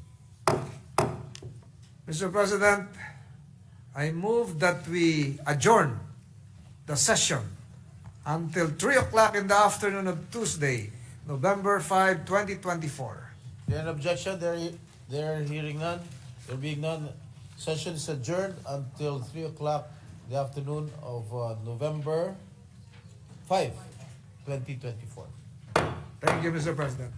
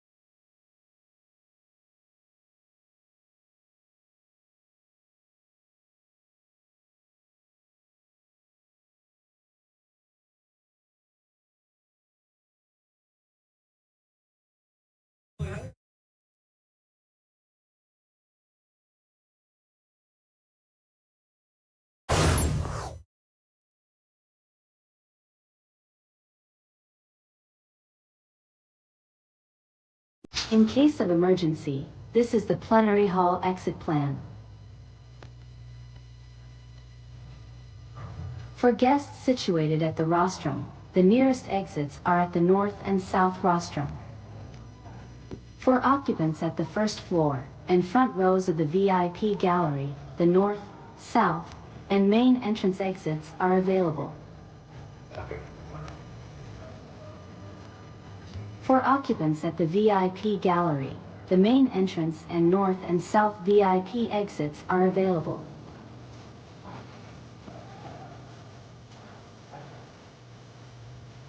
For occupants at the second floor gallery, there are exits available at both sides.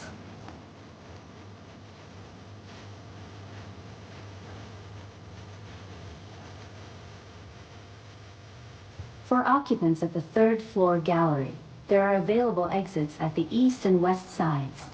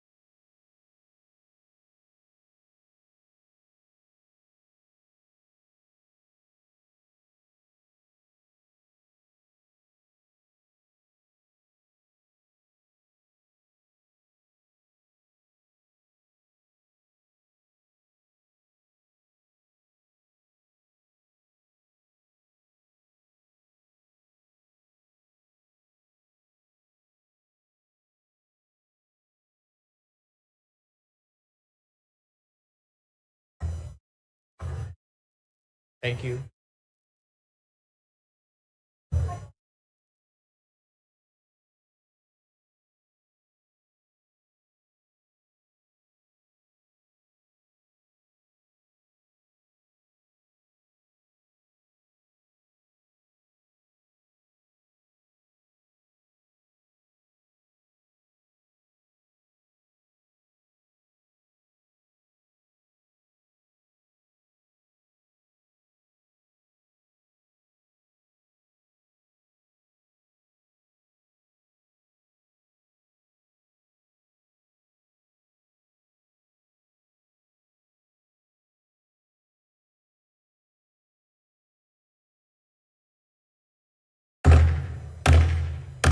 Session is called to order.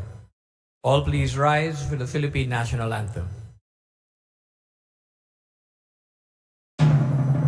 Bayang magiliw, perlas ng silanganan, alag ng puso, sa titik mo'y buhay.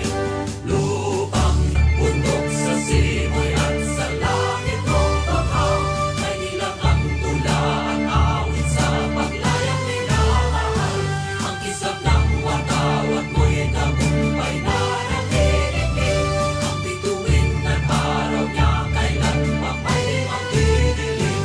Lupa ng araw ng aming pagsinta, buhay ay langit sa likod. Aming ligaya na pag may mga apit, ang namatay ng dahil sa'yo. Please remain standing for the invocation to be delivered by the lady from the Lone District of Calamba City, the Honorable Charisse Ann C. Hernandez. Let us be in the spirit of prayer. Almighty and loving God, we gather today in your presence to resume our session as the house of your people, the people of the Philippines who seek your presence, protection, providence at this moment in time. We are here today to respond to your calling to serve the people of our nation and of our constituents. It is a great and daunting task, but we know that when it is your voice that calls us, and with your grace, anything is possible. Especially it is for the common good. Kaya po, lumalapit kami sa inyo ng may kababaang loob. Sa araw na ito, nakikiisa kami sa pagdadalamhati ng aming mga kababayan na lubos na naapektuhan ng bagyong Christine. We remember those who lost their lives due to these calamities. Higit 1.7 million na pamilya po ang apektado at 139 na buhay na ang nawala. We remember their families and loved ones who today experience grief and agony due to their loss. Hiniling po namin ang inyong paglingap at kalakasan para sa mga nawalan ng mahal sa buhay, tahanan at kabuhayan. Inoon, bigyan niyo po sila ng kapayapaan at tibay ng loob sa gitna ng kanilang pinagdadaanan. Nihiling din po namin ang inyong proteksyon at lakas para sa aming mga frontliners, rescue workers, volunteers at mga medical personnel na walang pagod na naglilingkod sa mga apektadong lugar. Palakasin niyo po sila at ilayo sa anumang kapahamakan habang patuloy silang tumutugon sa pangailangan ng aming mga kababayan. On this National Day of Mourning, we pray for the healing of our nation. May this solemn day serve as a reminder of the fragility of life and of the importance of unity. So allow us, representatives of the people of the Philippines, to deliver leadership in this crucial time. All we humbly ask for today is that you make each and every one of us at this session hall to become instruments of your mercy and compassion, that the desire to serve prevail in each of us. Guide us, Lord, to act with efficiency and generosity in our efforts to provide aid, comfort, and support to all those who have been impacted. Grant us wisdom in every decision we make. May each one of them reflect our sincere desire to serve, protect, and uplift our countrymen. We entrust to you our nation. We entrust to you our people. All this we pray in your holy name. Christ Jesus, amen. The Secretary General is directed to call the roll of members. Roll call of members. Honorable Representative Abalos, Abante, Abunda, Acharon, Asidre, Ako, Adyong, Advincula, Agaraw, Alba, Albano, Almario, Almonte, Alonte, Alvarez Jose, Alvarez Mercedes, Alvarez Pantaleon, Amante, Amatong, Anggara, Aquino, Aquino Magsaysay, Arbison, Arenas, Arrogancia, Asistio, Ataide, Omentado, Balindong, Barba, Barbers, Baronda, Bascu, Bautista, Bautista Lim, Bernos, Biliones, Biron, Bolilla, Bondok, Bongalon, Bordado, Bosita, Briones, Rosas, Buhain, Bulot Begtang, Bustos, Cabredo, Cagas, Kahayon Uy, Calderon, Calixto, Campos, Kawagdan, Cardema, Cari,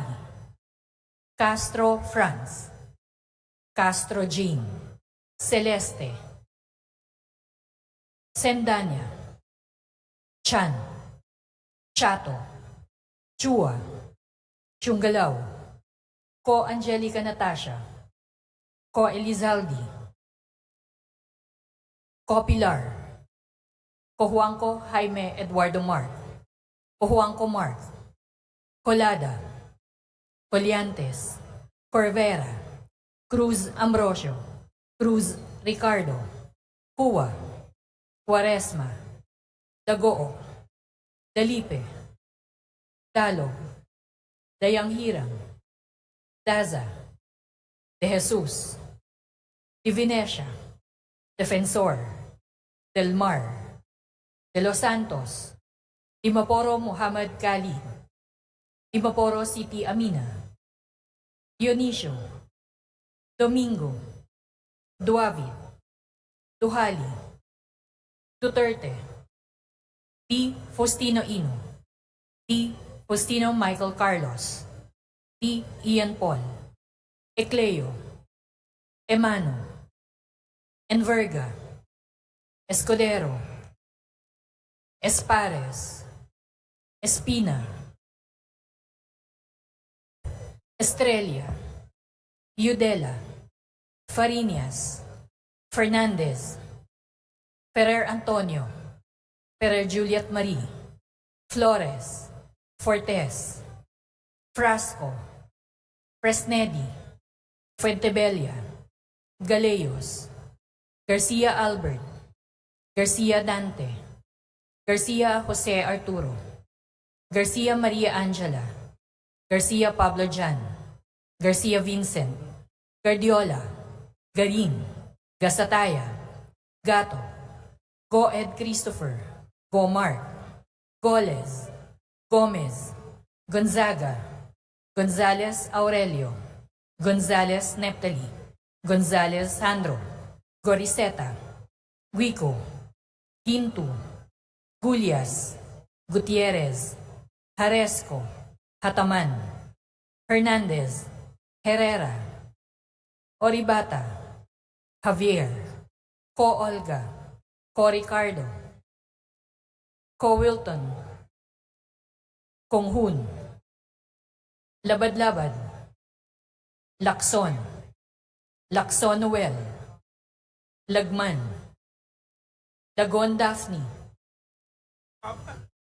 Lagon Sani, Lara, Lazatin, Lee, Legarda, Libanan, Limkaychong, Loyola, Luistro, Lumayag, Makapagal Arroyo, Maceda, Madrona, Magsino, Malapitan, Mangawang, Manikiz, Manuel, Marañon, Marcoleta,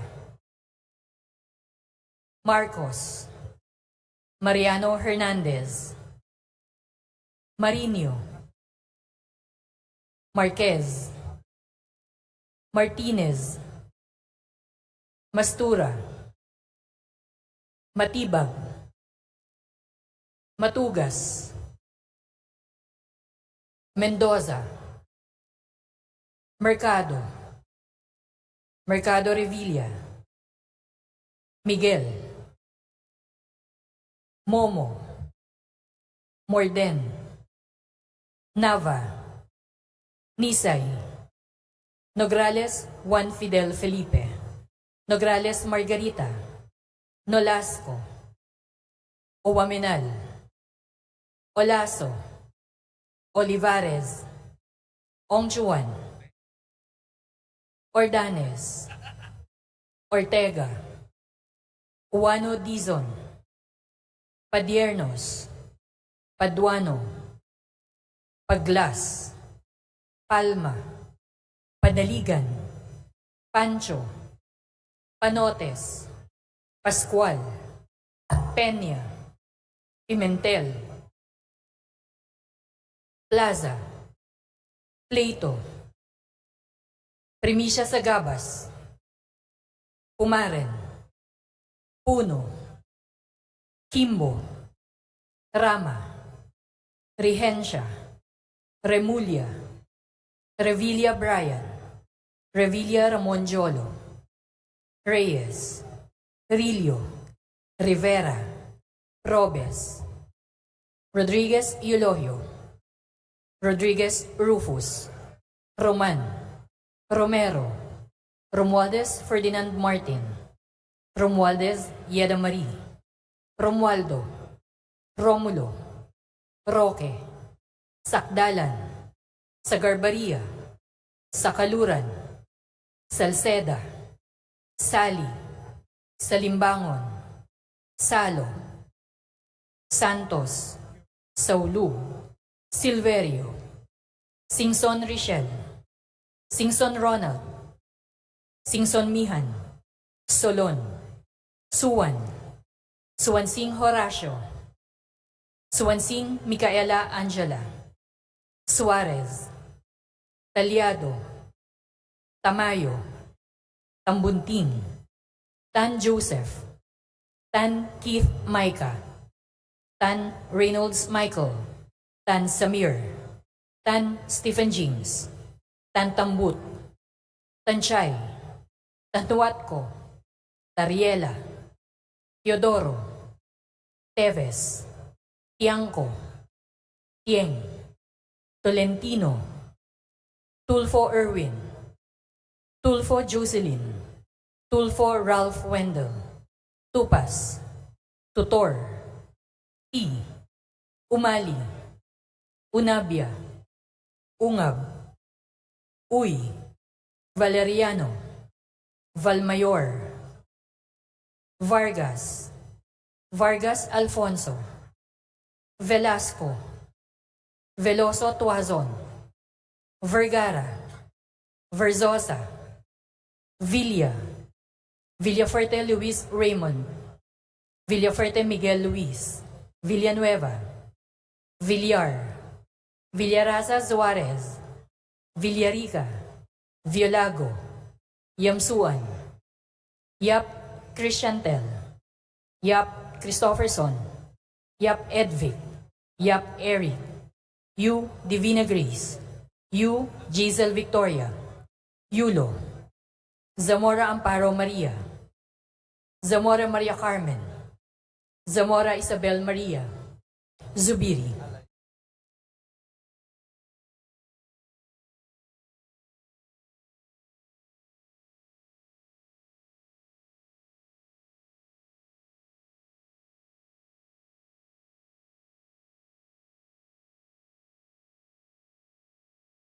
Mr. Speaker, the roll call shows that 183 members responded to the call. With 183 members responding to the call, the chair declares the presence of a quorum. Session is suspended to await the arrival of the speaker.